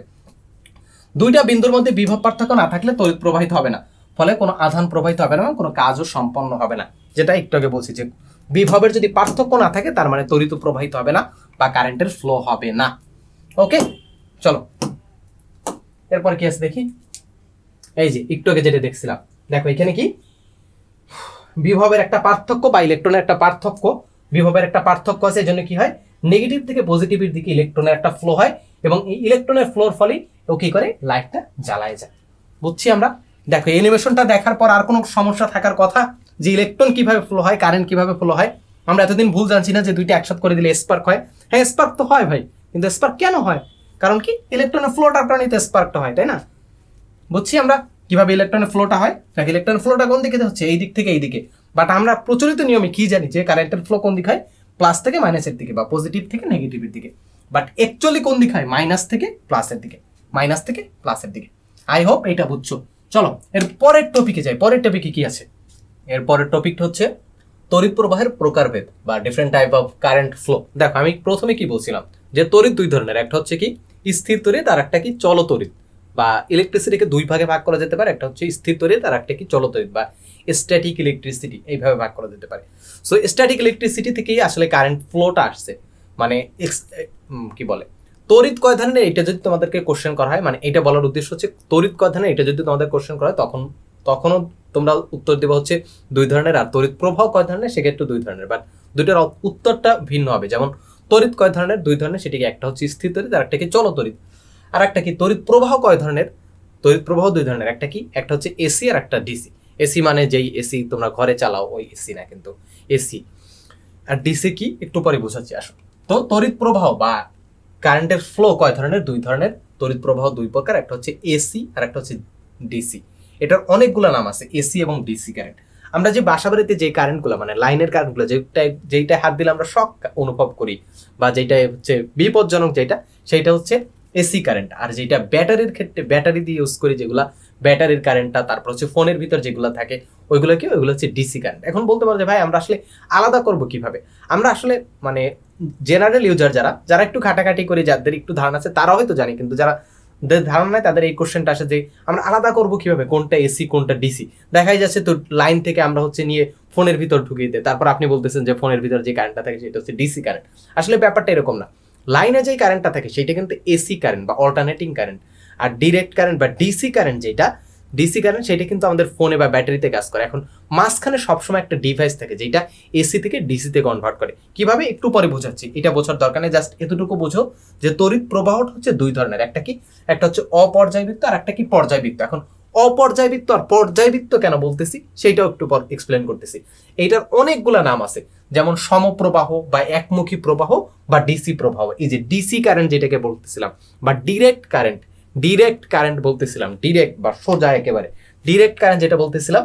সো ডিসি প্রবাহ, এটার অনেকগুলা নাম আছে, অপর্যায়বৃত্ত প্রবাহ, সমপ্রবাহ, একমুখী প্রবাহ, এরকম অনেকগুলা নামে আমরা ডাকতে পারি। অপর্যায়বৃত্ত, সমপ্রবাহ, একমুখী প্রবাহ বা ডিসি প্রবাহ। অপর্যায়বৃত্ত এটা আমরা ইউজ করি না, সমপ্রবাহ এটাও সাধারণত ইউজ করি না, বাট একমুখী প্রবাহ এবং ডিসি প্রবাহ এটা আমরা কিন্তু সবসময় ইউজ করি। ডিসি প্রবাহ বা ডিসি কারেন্ট কি, ডিসি মানে হচ্ছে ডিরেক্ট কারেন্ট, ডিসি মানে হচ্ছে ডিরেক্ট কারেন্ট। আর যে পর্যায়বৃত্ত প্রবাহ বা এসি কারেন্ট, এটার আরেকটা নাম কি, পরিবর্তী প্রবাহ বা এসি প্রবাহ। এসি মানে অল্টারনেটিং কারেন্ট। আর আমরা যে বাসাবাড়িতে এসি ইউজ করি, মানে রুম ঠান্ডা করার জন্য যে এসি ইউজ করি, সেটার পূর্ণরূপ কি, সেটার পূর্ণরূপ হচ্ছে এয়ার কন্ডিশনার, তাই না, এয়ার কন্ডিশনার। ওকে, আশা করি এতটুকু বুঝছো। সো 2 ধরনের তড়িৎ প্রবাহ। এখন আমাদের এই পার্টটায়, মানে এই ক্লাসের এই পার্টটায় আমরা শুধু আলোচনা করবো এই 2টা তড়িৎ প্রবাহ নিয়ে, এসি কারেন্ট এবং ডিসি কারেন্ট নিয়ে। তো চলো শুরু করি। আচ্ছা, এসি ডিসি এর 2টার ফুল মিনিং দেওয়া আছে। এসি অল্টারনেটিং কারেন্ট, আর ডিসি মানে কি, ডিসি মানে হচ্ছে ডিরেক্ট কারেন্ট। ওকে, চলো প্রথমে হচ্ছে অপর্যায়বৃত্ত প্রবাহ বা একমুখী প্রবাহ বা ডিসি প্রবাহ। আমরা যে ব্যাটারিগুলোতে ইউজ করি সেগুলো, সানলাইটের ব্যাটারি আগে আমি ইউজ করতাম, এখন আই ডোন্ট নো এখন কেমন। সো আমি আসলে প্রমোশন করতেছি না, এখানে আমার উচিত ছিল অন্য কোনো ব্যাটারি দেওয়া, আমি ফুদাই প্রমোশন করতেছি সানলাইটের। যাই হোক, আগে এটার উপর একটা স্টিলের আবরণ দেওয়া ছিল, তখন ভালো লাগতো, এখন মেবি আবরণটা সরাই দিছে। আগে 10 টাকা ছিল, এখন 20 টাকা হয়ে গেছে, আস্তে আস্তে 12 টাকা হয়েছে, তারপর 15 টাকা, তারপর এখন 20 টাকা হয়েছে। যাই হোক, আমরা ব্যাটারি থেকে ফেরত আসি। সো যখন সময়ের সাথে সাধারণত তড়িৎ প্রবাহের দিকের কোনো পরিবর্তন ঘটে না, অর্থাৎ যে তড়িৎ প্রবাহ সবসময় একই দিকে প্রবাহিত হয়, সেই প্রবাহকে অপর্যায়বৃত্ত প্রবাহ বলা হয়। এখন তোমাদের মনে প্রশ্ন জাগতে পারে যে ভাইয়া সময়ের সাথে দিক পরিবর্তন কিভাবে হতে পারে? যেমন ধরো লেটসে আমাদের কাছে একটা ব্যাটারি আছে, আচ্ছা অন্য কালার নেই, কালারটা দেখা যাচ্ছে না। ধরো একটা ব্যাটারি আছে, এটা হচ্ছে প্লাস পয়েন্ট, এটা হচ্ছে মাইনাস পয়েন্ট। এখন এটা এখানে সার্কিট পূর্ণ করলাম, এখানে একটা লাইট দিয়ে দিলাম, ঠিক আছে, এখন লাইট দিলাম। এখন আমরা স্বাভাবিকভাবে জানি যে ইলেকট্রন ফ্লোটা এই দিক থেকে এই দিকে হয়, আর কারেন্ট ফ্লো কোন দিক থেকে কোন দিকে ধরি, এই দিক থেকে এই দিকে, এই দিক থেকে এই যে এই দিক থেকে এই দিকে। এখন আপনি বলতেছেন যে ভাইয়া সময়ের সাথে সাধারণত তড়িৎ প্রবাহের দিকের কোনো পরিবর্তন ঘটে না। এখানে দিকের পরিবর্তন কিভাবে ঘটবে? হ্যাঁ, এটা ডিসি কারেন্ট বা ডিরেক্ট কারেন্ট, এই জন্যই দিকের পরিবর্তন ঘটে না।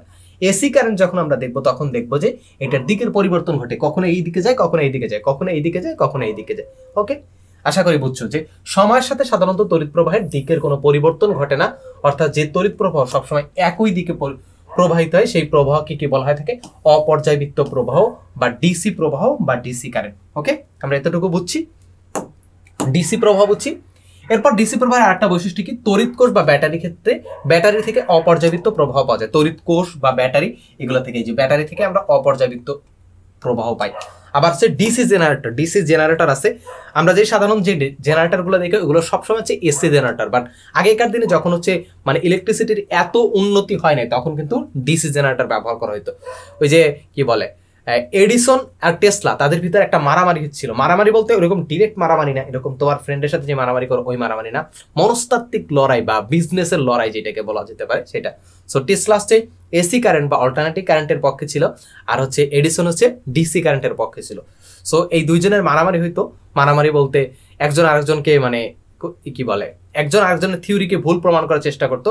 এডিসন সবসময় প্রমাণ করতে চেষ্টা করতো যে এই যে টেসলার যে এসি কারেন্টটা সেটা হচ্ছে বিপজ্জনক। এই জন্য মানে এমনও হয়েছে, মানে বলা হয়ে থাকে যে রাস্তার ভিতর উনি হচ্ছে একটা হাতিকে শক দিয়ে মেরে ফেলছে। কারণ কি এসি কারেন্ট তো শক দিলে মারা যেতে পারে, যে কোনো প্রাণী মারা যেতে পারে। দ্যাটস ওয়াই উনি হচ্ছে হাতিকে শক দিয়ে বা বিভিন্ন প্রাণীকে শক দিয়ে মেরে ফেলতেন এবং মানুষকে বোঝানোর চেষ্টা করতেন যে এই যে নিকোলা টেসলা তার যে এসি কারেন্টটা সেটা আসলে অনেক বিপজ্জনক, মানুষের ইউজ করা উচিত না। তার যে ডিসি কারেন্টের মালিক ওই সময় ডিসি কারেন্ট সরবরাহ করতো যে সেই কোম্পানির মালিক ছিল হচ্ছে এডিসন।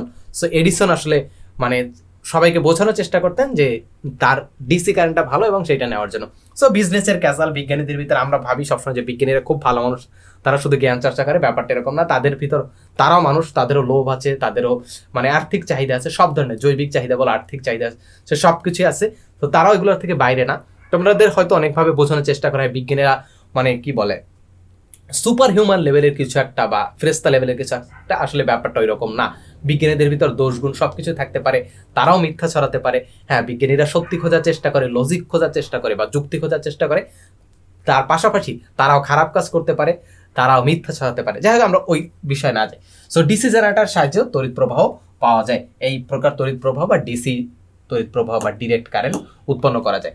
তারপর আর একটা বৈশিষ্ট্য কি, এই যে ব্যাটারিগুলো, এই ব্যাটারিগুলোতেও কিন্তু ডিসি প্রবাহ থাকে। মানে তোমাদের বাড়িতে যদি সৌর বিদ্যুৎ থেকে থাকে, যারা গ্রামে থাকো তাদের অনেক জায়গায় দেখা যায় যে সৌর বিদ্যুৎ ইউজ করে, তাদের ব্যাটারি কিন্তু এইগুলা। তারপর হচ্ছে আইপিএস এর ব্যাটারি কিন্তু এইগুলা। তারপর হচ্ছে ইউপিএস, পিসির ইউপিএস এর ভিতরে এই ব্যাটারি ইউজ করা হয়। তারপর হচ্ছে কি বলে বাইকে স্টার্ট করার জন্য, তারপর বাইকের লাইটটা জ্বালানোর জন্য একটা ব্যাটারি লাগে। সো সেক্ষেত্রেও এই কি বলে এই ব্যাটারিগুলো ইউজ করা হয়। আচ্ছা হ্যাঁ, আচ্ছা এলইডি এখানে ইউজ করছিলাম কেন, আই ডোন্ট নো। এলইডি, আচ্ছা এই এলইডি গুলো হচ্ছে ডিসি কারেন্টে জ্বলে, এটা বোঝানোর জন্য। ডিসি কারেন্টে জ্বলে এইগুলো বোঝানোর জন্য। এই যে এই এলইডি গুলো আসলে ডিসি কারেন্টে জ্বলে।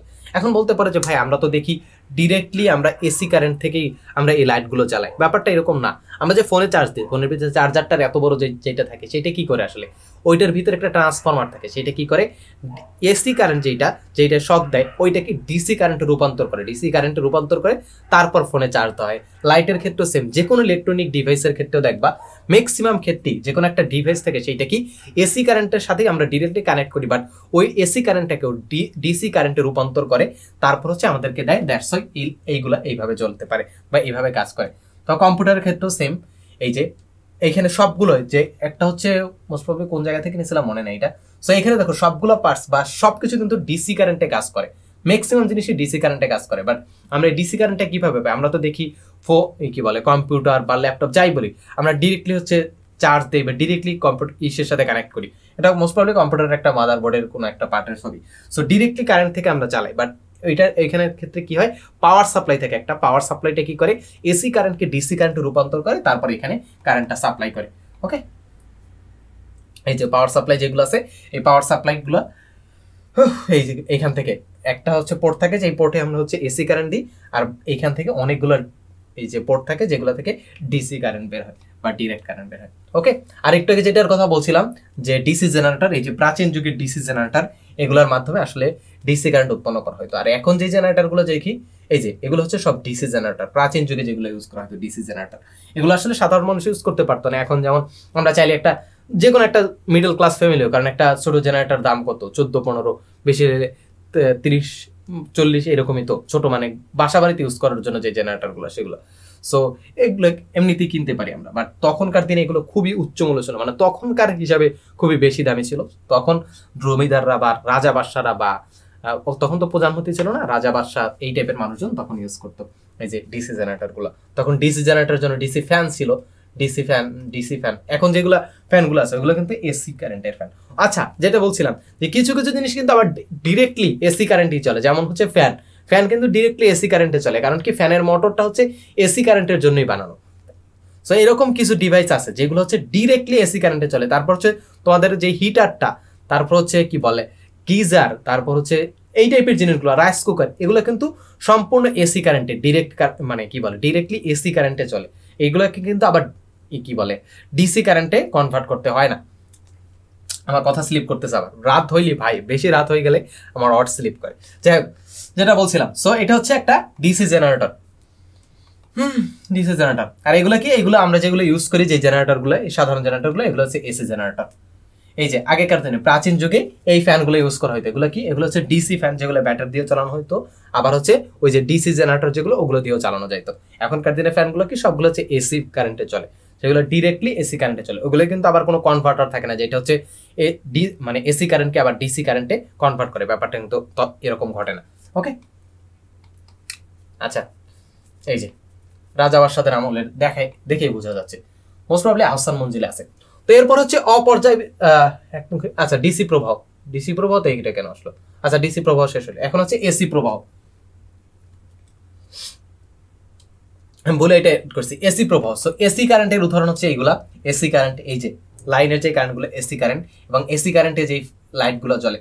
আচ্ছা, যেটার জন্য আমি এলইডি গুলো অ্যাড করছিলাম, ওই যে এলইডি গুলো দেখছিলাম, ওইগুলো হচ্ছে ডিসি কারেন্টে চলে। তুমি যদি এসি কারেন্টে দাও, সাথে সাথে কিন্তু তুমি ব্লাস্ট করবে ওইটার সাথে সাথে, এবং তুমি বড় ধরনের দুর্ঘটনার সম্মুখীন হতে পারো, যেটা আমি ছোটবেলা একবার ট্রাই করছিলাম, আল্লাহ আমাকে বাঁচাই দিচ্ছে। ওই দিন আমি মারাও যেতে পারতাম। সো আমি ডিরেক্টলি হচ্ছে মানে ওই যে দুইটা কি বলে একটা প্লাগের সাথে মানে কানেক্ট করে তারপর হচ্ছে ঢুকাই দিছিলাম এসির ভিতরে। সো শেষ, মানে ওই সাথে সাথে ব্লাস্ট করছে সবগুলো। যাই হোক, এগুলো হচ্ছে ফিলামেন্ট ভাল্ব। সো ফিলামেন্ট ভাল্বগুলো কিভাবে চলে, এটাও এসি কারেন্টে চলে, এসি কারেন্টে ডিরেক্টলি চলে, ফ্যানের মতো এটাও হচ্ছে ডিরেক্টলি মানে এসি কারেন্টে চলে। বাট বর্তমান যুগে আমরা যেগুলো ইউজ করি, যেই এলইডি ভাল্বগুলো, ওইগুলোর ক্ষেত্রে কি হয়, এসি কারেন্ট ডিসি কারেন্টে কনভার্ট হয়, তারপর কি করে, তারপর হচ্ছে লাইটটা মানে ডিসি কারেন্টে কনভার্ট হয়, তারপর লাইটটা জ্বলে। এবং এইগুলো অনেক সাশ্রয়ী, এগুলো কিন্তু সাশ্রয়ী না, কারণ এখানে দেখো আমাদের একটা লাইট থেকে আমরা কি এক্সপেক্ট করি, আমরা চাই কি, আমরা চাই কিন্তু আলোক শক্তি, এটা আলোকিত হবে, কিন্তু এই ক্ষেত্রে কি হয়, অনেক বেশি হিট প্রডিউস হয় বা অনেক বেশি তাপ উৎপন্ন হয়। আমরা কি তাপ চাই? একটা লাইট থেকে আমরা তাপ চাই বলো? তাপ তো চাই না।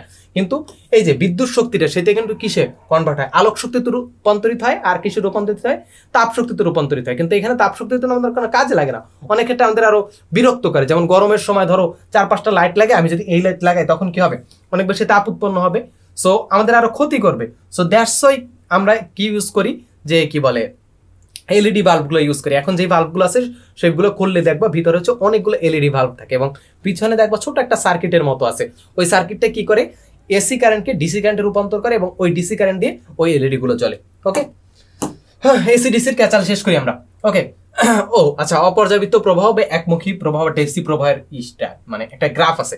তো ধরো তুমি একটা সার্কিট বানাইলা, লেটস সে যে কোনো একটা সার্কিট বানাইলা, ধরো এই হচ্ছে প্লাস, হচ্ছে মাইনাস ব্যাটারি, আর এখানে হচ্ছে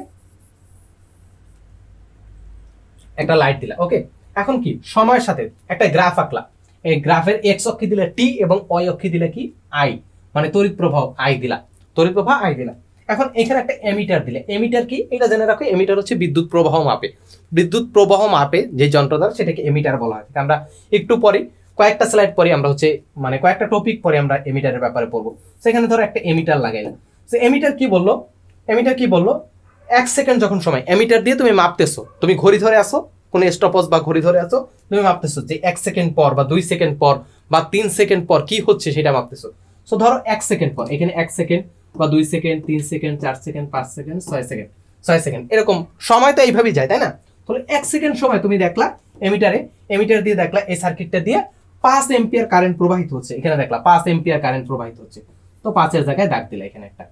2 সেকেন্ড সময় কি দেখলা, 2 সেকেন্ড সময় দেখলা 5 এম্পিয়ার কারেন্ট প্রবাহিত হচ্ছে। 3 সেকেন্ড সময় দেখলা কি 5 এম্পিয়ার কারেন্ট প্রবাহিত হচ্ছে। 4 সেকেন্ড সময় দেখলা 5 এম্পিয়ার কারেন্ট প্রবাহিত হচ্ছে। 6 সেকেন্ড সময় 5 এম্পিয়ার কারেন্ট প্রবাহিত হচ্ছে। তো দেখো এখন আমি যদি সবগুলো একসাথে যুক্ত করি, একটা এরকম লাইন পাবো। এইটাই কি, এই গ্রাফটাই হচ্ছে কি ডিসি কারেন্টের গ্রাফ, ডিসি প্রবাহ বা অপর্যায়বৃত্ত বা একমুখী প্রবাহের গ্রাফ। দেখো এটার কি দিকটা কোনো পরিবর্তন হয়েছে, এরকম হয়েছে আই মাইনাসের দিকে চলে গেছে, একটু পরে দেখবার আই কিন্তু মাইনাসের দিকেও চলে যাবে। এইটা কি প্লাস আই না, একটা মানে কনস্ট্যান্ট ভাবে ছিল প্লাস 5 এম্পিয়ার বা যাই হোক প্লাস 1 এম্পিয়ার 2 এম্পিয়ার যাই হোক, দেখো ডিরেক্টলি এক পাশে ছিল না। সো এইটাই কি, এইটি হচ্ছে অপর্যাবৃত্ত প্রবাহ বা ডিসি প্রবাহ। আই হোপ বুঝছো। আচ্ছা, এসি বোঝানোর সময় আরেকটা কথা বলতে চাইছিলাম, এটা এসি বোঝানোর সময় বুঝবো। কিরে ভাই আবার কাজ করতেছে না।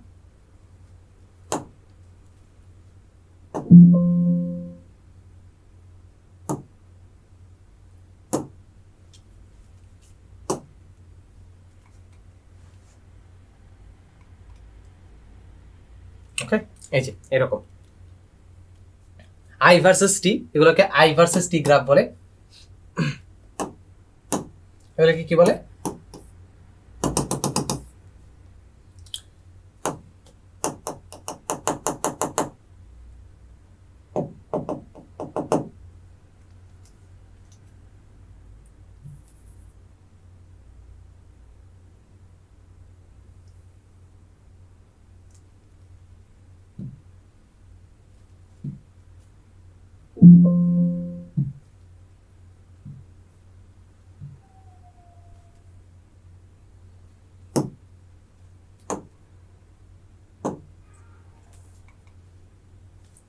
এগুলোকে কি বলে? এটাকে কি বলে? I versus T graph. I versus T graph, VSA graph বা আই বনাম টি গ্রাফ। ওকে, এরপর কি আছে? এরপর হচ্ছে পর্যায়বৃত্ত প্রবাহ বা এসি প্রবাহ। এখানে এটাকে পর্যায়বৃত্ত প্রবাহ কেন বলা হচ্ছে একটু পরে আমরা গ্রাফটা দেখলে, এটার গ্রাফটা দেখলে আমরা বুঝে যাব পর্যায়বৃত্ত প্রবাহ কি বলা হয়। যখন নির্দিষ্ট সময় পর পর তড়িৎ প্রবাহের দিক পরিবর্তিত হয় তখন সেই প্রবাহকে পর্যায়বৃত্ত প্রবাহ বলে। এখন দিকটা কিভাবে পরিবর্তিত হয় সেটা যদি দেখি, ধরো এখানে একটা ব্যাটারি না, এখন তো এসি প্রবাহ এটাই তো ব্যাটারি দিয়ে উৎপন্ন হয় আমরা বুঝছি। কোন একটা কারেন্টের সোর্স দিলাম, ধরো সোর্স দিলাম, এখানে ধরো প্লাস ধরলাম, এটাকে ধরো মাইনাস ধরলাম। এখন আমি কি করলাম, একটা লাইট দিলাম এখানে দিলাম। এখন আমরা কি বলতে পারি, স্বাভাবিকভাবে ডিসিতে কি হইতো, কারেন্টটা একদিকে প্রবাহিত হইতো, এইদিকে প্রবাহিত হইতো প্লাস থেকে মাইনাসের দিকে। বাট এসি কারেন্টের ক্ষেত্রে কি হবে, নির্দিষ্ট সময় পর পর তড়িৎ প্রবাহের দিক পরিবর্তিত হবে। মানে ধরো এক সেকেন্ডে দেখলা তুমি, মানে প্রথমে ধরো 1 সেকেন্ড সময় দেখলা বিদ্যুৎ এইদিকে প্রবাহিত হচ্ছে, ধরে নিলাম 2 সেকেন্ড পর সময় দেখলা না বিদ্যুৎ এইদিকে প্রবাহিত হচ্ছে, 3 সেকেন্ড সময় দেখলাম না আবার এইদিকে প্রবাহিত হচ্ছে। মানে প্রতি সেকেন্ডে বা প্রতি মিলি সেকেন্ডে বা মাইক্রো সেকেন্ডে এই দিকটা পরিবর্তন হচ্ছে। এইটাই কি, এইটা হচ্ছে পর্যায়বৃত্ত প্রবাহ বা এসি প্রবাহ বা অল্টারনেটিং কারেন্ট। ওকে, বর্তমান বিশ্বে প্রায় সকল দেশের তড়িৎ প্রবাহই মানে মেইন লাইনের যে তড়িৎ প্রবাহ সেটা হচ্ছে এসি প্রবাহ বা পর্যায়বৃত্ত প্রবাহ। এর কারণ তুলনামূলকভাবে এটি উৎপন্ন এবং সরবরাহ করা সহজ এবং সাশ্রয়ী। আমরা গ্রাফটা দেখাচ্ছি তাহলে আরো ভালোভাবে বুঝবা। পর্যায়বৃত্ত প্রবাহের উৎস জেনারেটর বা ডায়নামো। দেশের বিভিন্ন বিদ্যুৎ উৎপাদন কেন্দ্রে জেনারেটরের সাহায্যে পর্যায়বৃত্ত প্রবাহ উৎপন্ন করা হয়। বিভিন্ন বিদ্যুৎ উৎপাদন কেন্দ্রে এই বিদ্যুৎটা পর্যায়বৃত্ত প্রবাহ উৎপন্ন করা হয়। পর্যায়বৃত্ত প্রবাহের দিক পরিবর্তন দেশভেদে ভিন্ন হয়, যেমন বাংলাদেশের পর্যায়বৃত্ত প্রবাহ প্রতি সেকেন্ডে 50 বার এবং যুক্তরাষ্ট্রের প্রতি সেকেন্ডে 60 বার দিক পরিবর্তন করে। একটু আগে যেটা দেখাইছিলাম যে একটু পরপর দিক পরিবর্তন করে, আমি বোঝানোর জন্য বলছিলাম যে 1 সেকেন্ড পর দেখলা যে দিকটা এইদিকে, আর 1 সেকেন্ড পর দেখলা দিকটা এইদিকে, মানে বিপরীত দিকে। ব্যাপারটা এরকম না। বাংলাদেশের ক্ষেত্রে কি হয়, প্রতি সেকেন্ডে 50 বার দিক পরিবর্তন করে, মানে প্রতি সেকেন্ডে প্লাস মাইনাস 50 বার হয়। এই জন্য দেখবা এসি কারেন্টের আসলে প্লাস মাইনাস বলে কিচ্ছু থাকে না। মানে একটা ধরো তোমার কাছে এসি ভালভ আছে, লেটস সে হচ্ছে একটা ওই যে ফিলামেন্ট ভালভ আছে, ফিলামেন্ট ভালভের এসি ডিসি বলে কিন্তু কিছু নাই। তারপর তুমি যে প্লাগগুলো ইউজ করো, লেটস সে এই প্লাগগুলো ইউজ করো মাল্টিপ্লাগের, এখানে প্লাস মাইনাস কিচ্ছু আছে? দেখো কখনো দেখছো প্লাস মাইনাস বলে কিচ্ছু আছে? যে এইভাবে লাগাইলে এটা কাজ করবে, উল্টায় লাগাইলে কি উল্টায় যায় না, তখন কি প্লাস মাইনাস এইভাবে কাজ করবেন, এরকম কি হয়েছে কখনো? এরকম হয় না, এই জন্য প্লাস মাইনাস নাই। মানে এটা হচ্ছে প্রতি মুহূর্তে দিক পরিবর্তন করে। বাংলাদেশের ক্ষেত্রে কি প্রতি মুহূর্তে 50 বার দিক পরিবর্তন করে, আর যুক্তরাষ্ট্রের ক্ষেত্রে প্রতি সেকেন্ডে 60 বার দিক পরিবর্তন করে। আমরা হচ্ছে গ্রাফটা দেখি, গ্রাফটা আসলে কিভাবে হয়। এই যে আগের মতোই কি দিলাম, এইটা হচ্ছে এক্স অক্ষে কি দিলাম, এক্স অক্ষ হচ্ছে টি দিলাম, এক্স অক্ষে এই আগে চলে আসছে, এক্স অক্ষে হচ্ছে টি দিলাম, এক্স অক্ষে কি দিলাম টি, আর ওয়াই অক্ষে দিলাম হচ্ছে আই, তাহলে আই দিলাম।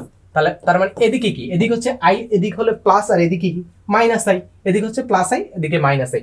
এখন আগের মতো একটা সার্কিট ধরে নিলাম, ধরে এরকম একটা সার্কিট ধরে নিলাম, এখানে একটা লাইট দিলাম, আর এখানে কি দিলাম একটা এমিটার দিলাম। এখন এমিটারটা দিয়ে আমি কি করতেছি, বিদ্যুৎ প্রবাহটা মাপতেছি না। ধরো প্রথম এক সেকেন্ডে এই ধরো এখানে 1 second, 2 second, 3 second, 4 second, 5 second, 6 second, 7 second. So প্রথম এক সেকেন্ডে কি দেখলাম, প্রথম সেকেন্ডে যে সময় গণনা শুরু করছি তখন কি দেখলাম, এখানে কারেন্ট কোনো প্রবাহিত হচ্ছে না। তারপর 1 সেকেন্ড যখন সময় তখন দেখলাম এটা থেকে 5 এম্পিয়ার বা 10 এম্পিয়ার যা বা 2 এম্পিয়ার কারেন্ট প্রবাহিত হচ্ছে। 2 সেকেন্ড সময় দেখলাম যে না, এখানে কারেন্ট প্রবাহ আবার জিরো হয়ে গেছে, তার মানে পয়েন্টটা এইখানে। 3 সেকেন্ড সময় আমি কি দেখলাম, এইখানে যতটুকু কারেন্ট প্রবাহিত ছিল +2 এম্পিয়ার, তার ঠিক উল্টো দিকে মানে মাইনাসের দিকে, এইদিকে 2 এম্পিয়ার বিদ্যুৎ প্রবাহিত হচ্ছে। তার মানে কি, আই এর ভ্যালুটা এদিকে যদি প্লাস ধরি, এদিকে কি মাইনাস, তার মানে -2 এম্পিয়ার বিদ্যুৎ প্রবাহিত হচ্ছে। তারপর 4 সেকেন্ড সময় গিয়ে আবার কি দেখলাম,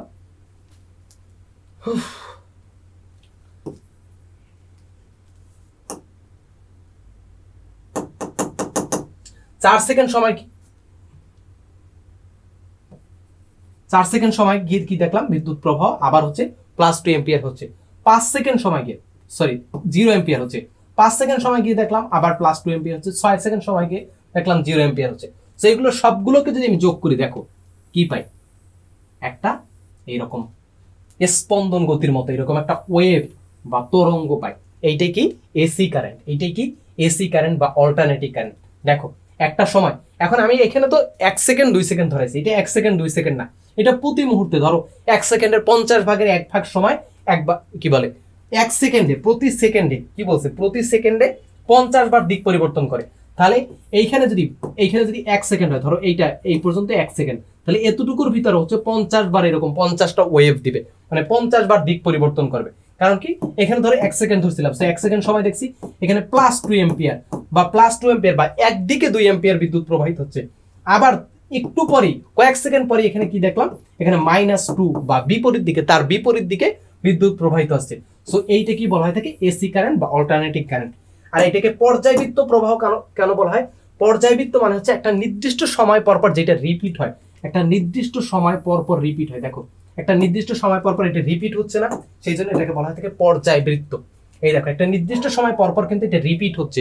এই দেখো এই পর্যন্ত এটা এরকম করলো, এই ওয়েভটা গেল, তারপর কি আবার এই একটা ওয়েভে আবার এরকম হচ্ছে না, এটাকে বলা হয় থাকে পর্যায়বৃত্ত গতির ব্যাপারে তোমরা এসএসসি তে খুব ডিটেলসে এবং এসএসসি তে আরো ভালোভাবে জানতে পারবো। সো এতটুকু জেনে রাখো, পর্যায়বৃত্ত মানে হচ্ছে একটা নির্দিষ্ট সময় পরপর যেটা রিপিট করে সেটাকে বলা হয় থাকে পর্যায়বৃত্ত। সো আশা করি এসি প্রবাহ তোমরা ভালোভাবে বুঝছো। সো এসি প্রবাহ ডিসি প্রবাহ নিয়ে আর কোনো মাথা ব্যথা আছে? এসি প্রবাহ ডিসি প্রবাহ কি বলে প্রশ্ন কিরকম আসতে পারে, এসি প্রবাহ ব্যাখ্যা করতে বলতে পারে, বা এসি প্রবাহের কি বলে ইউজ কেসগুলো লিখতে বলতে পারে। এবং এই গ্রাফ দুইটা মাস্ট ভালোভাবে, যদি না বুঝো আর একবার দেখো ভিডিওটা, এবং তারপর হচ্ছে নিজে একটু লেখার চেষ্টা করো। বোঝা একেবারে সোজা, মানে খুব কঠিন কিছু না কিন্তু গ্রাফ দুইটা। তো আশা করি এই এসি এবং ডিসি কারেন্ট দুইটা তোমরা বুঝছো। তো এরপর হচ্ছে রোধ বা রেজিস্ট্যান্স। তো এই রোধ বা রেজিস্ট্যান্স জিনিসটা আসলে কি? রোধ বা রেজিস্ট্যান্স জিনিসটা শুনি মনে হচ্ছে এখানে রোধ করা বা বাধা দেওয়া বা এই টাইপের কিছু একটা আছে, তাই না? রোধ বা রেজিস্ট্যান্স শুনে তো মাথায় এই টাইপের কোনো জিনিসই আসে। রোধ করব মানে করোনার ঝুঁকি রোধে তোমাদের এই কাজ করতে হবে, ওই কাজ করতে হবে, এরকম বিভিন্ন সময় বিভিন্ন নিউজ আমরা দেখে থাকি, তাই না? তো কথা হচ্ছে এইখানে রোধ বা রেজিস্ট্যান্স মানেটা কি, মানে পদার্থবিজ্ঞান বা ফিজিক্সে বা বিজ্ঞানে রোধ বা রেজিস্ট্যান্স মানে কি? এইখানেও সেম জিনিসই, বাধা দেওয়াটা ব্যাপারটা কিরকম সেইটা আমরা হচ্ছে এই টপিকটা জানবো। সো এটা হচ্ছে রেজিস্টর কি, এটা দিয়ে আসলে বাধা দেয়। সো এইগুলো হচ্ছে আমরা বিভিন্ন সার্কিটে সাধারণত দেখে থাকি, এগুলো দেখে থাকি, এবং এগুলো হচ্ছে প্রত্যেকটা কিন্তু আলাদা। দেখো এখানে রোধের বা রেজিস্টর হচ্ছে কালার কোড আছে। সো প্রত্যেকটা একটা মানে কতটুকু দূরত্বে থাকবে, তারপর হচ্ছে কালার কিরকম হবে, একটার পর কোন কালার থাকলে কি হবে। সো এইগুলোর উপর ডিপেন্ড করে মানে রেজিস্টরের বিভিন্ন ধরনের কাজ আছে। মানে সাধারণভাবে যে রেজিস্টরগুলো ইউজ করি, আমাদের মানে রিয়েল লাইফে যেগুলো ইউজ করি বা আমরা যে এক্সপেরিমেন্ট করি সেগুলো দিয়ে, যেগুলো হচ্ছে মানে কি বলে রোধ বা রেজিস্ট্যান্স মাপার একক হচ্ছে ওহম। আচ্ছা যাই হোক, ওইগুলো ব্যাপারে না, যেগুলোতে আমরা পরে জানবো। জাস্ট রেজিস্টার মানে এগুলোকে বলা হয় থাকে রেজিস্টার, এতটুকুই জেনে রাখো। এগুলো বিভিন্ন সার্কিটে আমরা ইউজ করি। এখন যেটা বলছিলাম যে রোধ মানে কি, রোধ মানে হচ্ছে বাধা দেওয়া। এখন বাধাটা কিভাবে দেয়? আমি কি বলছিলাম যে ইলেকট্রনের ফ্লোটা কিভাবে হয়, ধরো দুইটা বস্তুর ভিতর বা দুইটা প্রান্তের ভিতর যদি বিভবের পার্থক্য থাকে, আই রিপিট, বিভবের যদি পার্থক্য থাকে তখন কি হয়, এর মাঝখানে একটা তড়িৎ প্রবাহ হয়। মানে আমি যদি কোনো পরিবাহী দিয়ে এই দুইটাকে সংযুক্ত করে দিই তখন কি হবে, এর মাঝখানে ইলেকট্রিসিটি বা কারেন্টের একটা ফ্লো তৈরি হবে।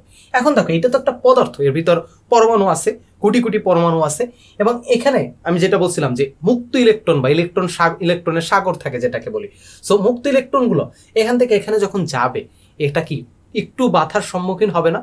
অবশ্যই বাধার সম্মুখীন হবে। কারণ কি, কারণ কি এইখানে যে পরমাণুগুলো আছে আমরা এগুলো তো কাউন্টের বাইরে ফেলাই দিছি, আমরা জাস্ট ইলেকট্রনগুলোকে ধরছি, এই যে আমরা জাস্ট ইলেকট্রনগুলোকে ধরছি, বাট এর মাঝখানে কি পরমাণুগুলো নাই? এই পরমাণুগুলোর সাথে ওরা কি মানে সংঘর্ষে লিপ্ত হবে না যাওয়ার সময়? অবশ্যই সংঘর্ষে লিপ্ত হবে। তার মানে ওরা কি একটা বাধা অনুভব করবে না? অবশ্যই বাধা অনুভব করবে। এবং এই বাধাটা কি বলা হয়ে থাকে, রোধ বা রেজিস্ট্যান্স। এই বাধাটাকেই বলা হয়ে থাকে রোধ বা রেজিস্ট্যান্স। এতটুকু যদি বুঝে থাকো তার মানে তুমি রোধ বা রেজিস্ট্যান্স পুরোপুরি বুঝে গেছো। তার মানে কি, দুই প্রান্তের ভিতর যদি বিভবের পার্থক্য থাকে, তখন কি হবে, আমরা এটার মাঝখানে যদি কোনো পরিবাহী দিয়ে সংযুক্ত করে দিই তখন কি হবে, একটা কারেন্ট বা ইলেকট্রিসিটি বা ইলেকট্রনের ফ্লো তৈরি হবে বা প্রবাহ তৈরি হবে।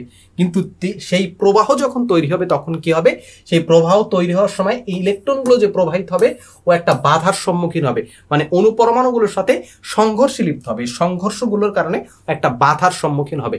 এই বাধা বা সংঘর্ষ এইটা কি বলা হয়ে থাকে, রোধ বা রেজিস্ট্যান্স। সো আমরা যদি বইয়ের ভাষায় বলতে চাই, বইয়ের ভাষায় কিভাবে বলতে পারি, যে ইলেকট্রন স্রোত পরিবাহীর মধ্য দিয়ে চলাচলের সময় পরিবাহীর অভ্যন্তরস্থ অনুপরমাণুর সাথে সংঘর্ষে লিপ্ত হয়। সেই সংঘর্ষ ফলে এর গতি বাধাপ্রাপ্ত হয় এবং বিদ্যুৎ প্রবাহ বিঘ্নিত হয়, এবং এইটাকে বলা হয়ে থাকে পরিবাহীর এই বাধা দানের ধর্ম হলো রোধ। পরিবাহীর এই বাধা দানের যে ধর্ম সেটাকে বলা হয়ে থাকে রোধ। পরিবাহীর এই বাধা দানের ধর্মটাই হলো রোধ। তাহলে কি বলতে পারি, যে আমাদেরকে যদি বলা হয় থাকে সংজ্ঞা বলো, রোধের সংজ্ঞা বলো, তখন কি বলবো, যে ইলেকট্রনের স্রোত পরিবাহীর মধ্যে দিয়ে চলার সময় পরিবাহীর অভ্যন্তরস্থ অনুপরমাণুর সাথে সংঘর্ষে লিপ্ত হয়। এর ফলে এর গতি বাধাপ্রাপ্ত হয় এবং বিদ্যুৎ প্রবাহ বিঘ্নিত হয়। এই বিদ্যুৎ প্রবাহ বিঘ্নিত, এই লাইনটা তোমরা স্কিপও করতে পারো, এতটুকু বিঘ্নিত হয়। পরিবাহীর এই বাধা দানের ধর্মই হলো রোধ। ওকে, এতটুকু আশা করি বুঝছি। তাহলে রোধ ব্যাপারটা বুঝছি, রোধের কনসেপ্টটা বুঝছি। এখন আরো ডিটেলসে যাই। মূলত পরিবাহীর যে ধর্মের জন্য এর মধ্যে দিয়ে বিদ্যুৎ চলাচল বাধাগ্রস্ত হয় তাই হলো রোধ। এক লাইনে যদি লিখতে চাও এইভাবে লিখতে পারো, যে পরিবাহীর যে ধর্মের জন্য এর মধ্যে দিয়ে বিদ্যুৎ চলাচল বাধাগ্রস্ত হয় তাই হলো রোধ। পরিবাহীর যে ধর্মের জন্য বিদ্যুৎ চলাচল বাধাগ্রস্ত হয় সেইটাই কি, সেটি হচ্ছে রোধ।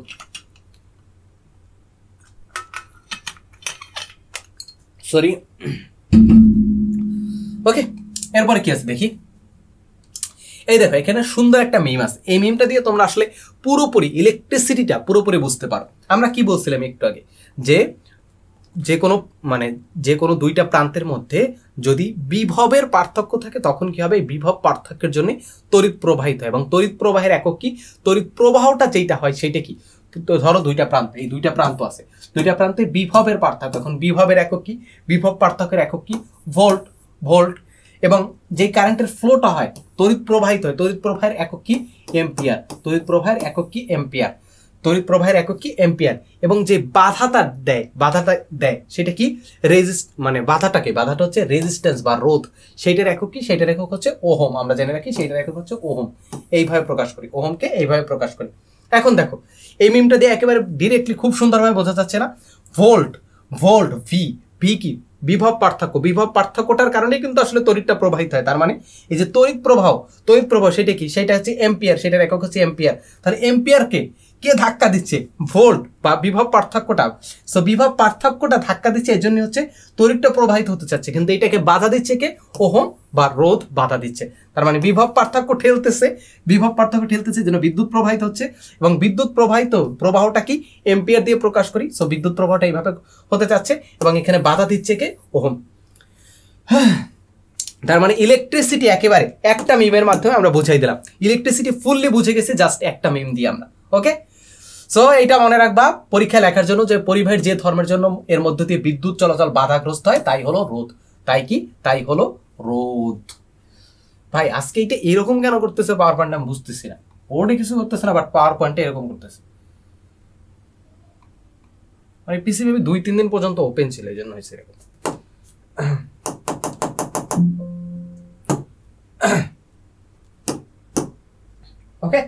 চলো এরপরে কি আছে দেখি।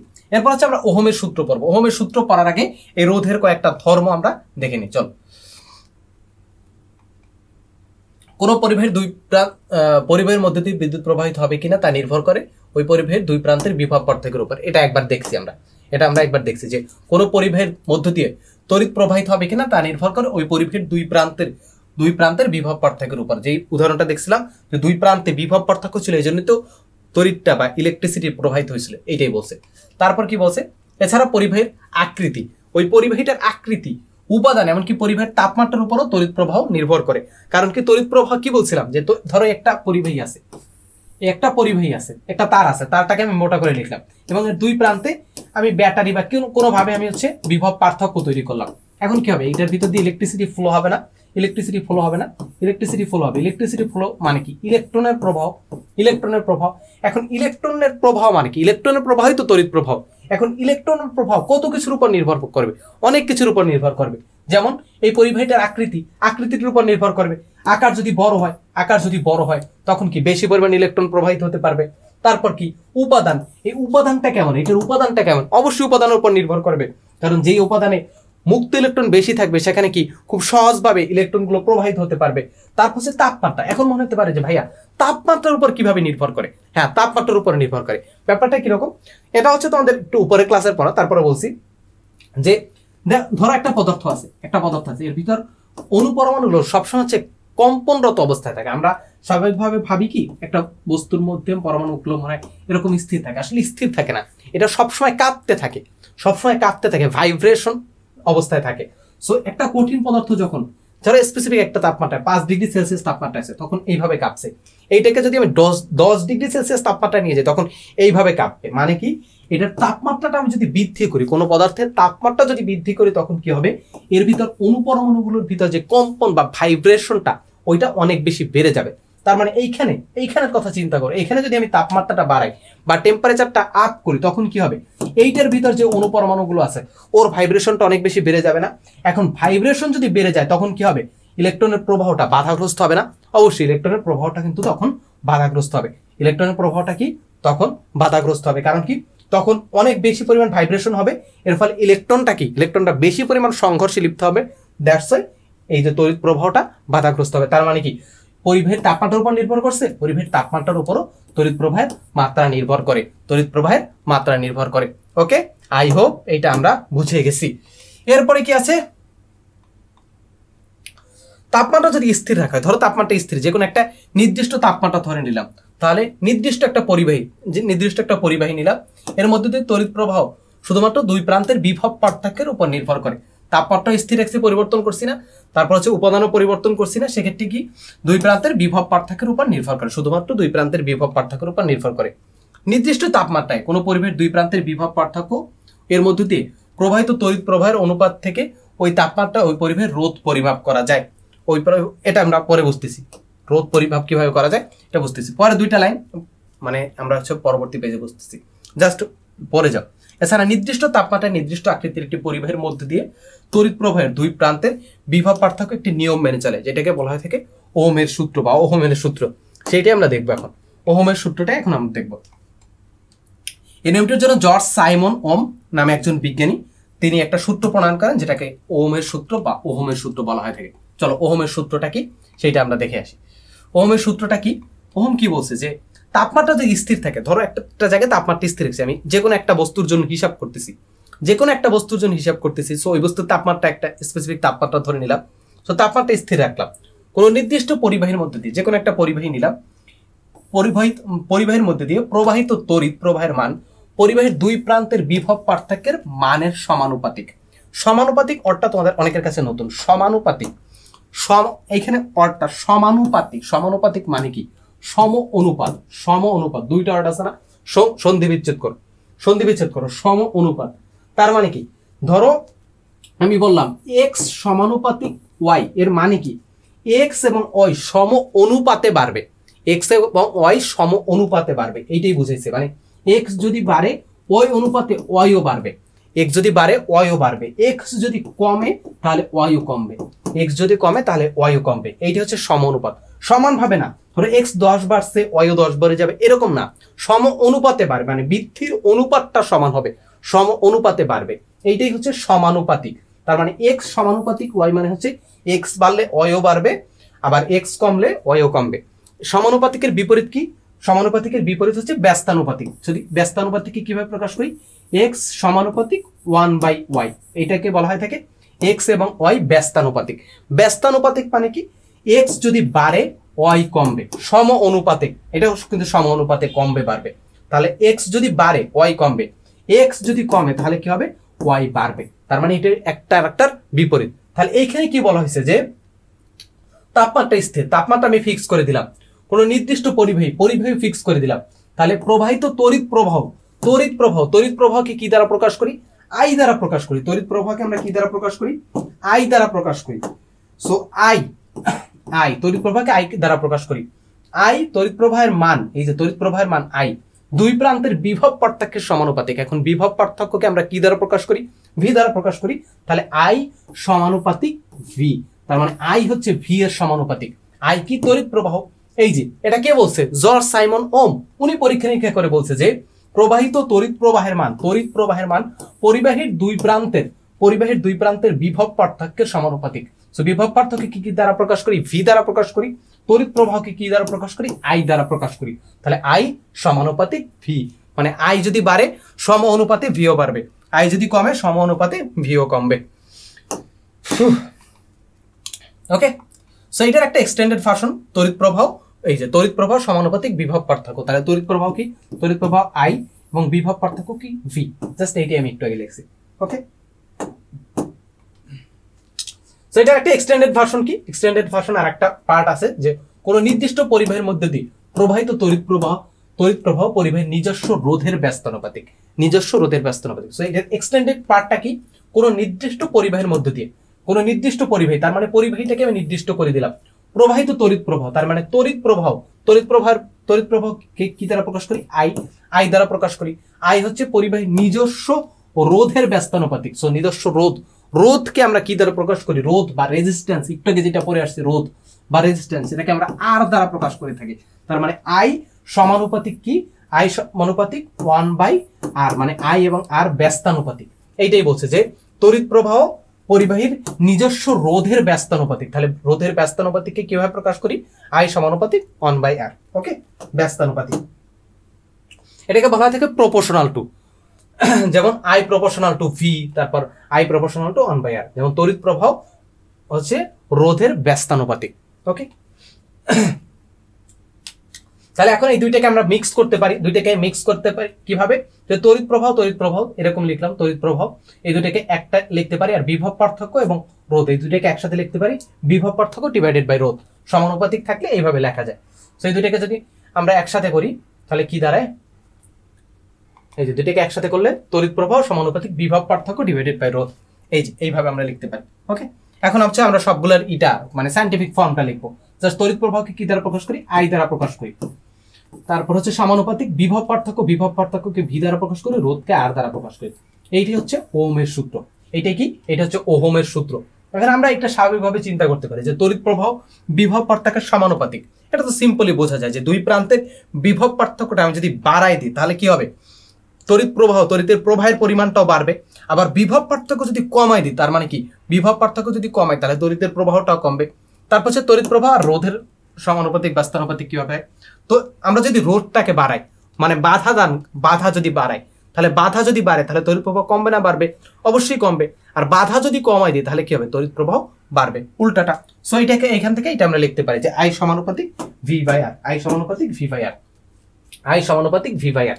এখন একটা জিনিস মাথায় রাখবা, সমানুপাতিক থেকে সমান চিহ্ন আমরা দিতে পারি।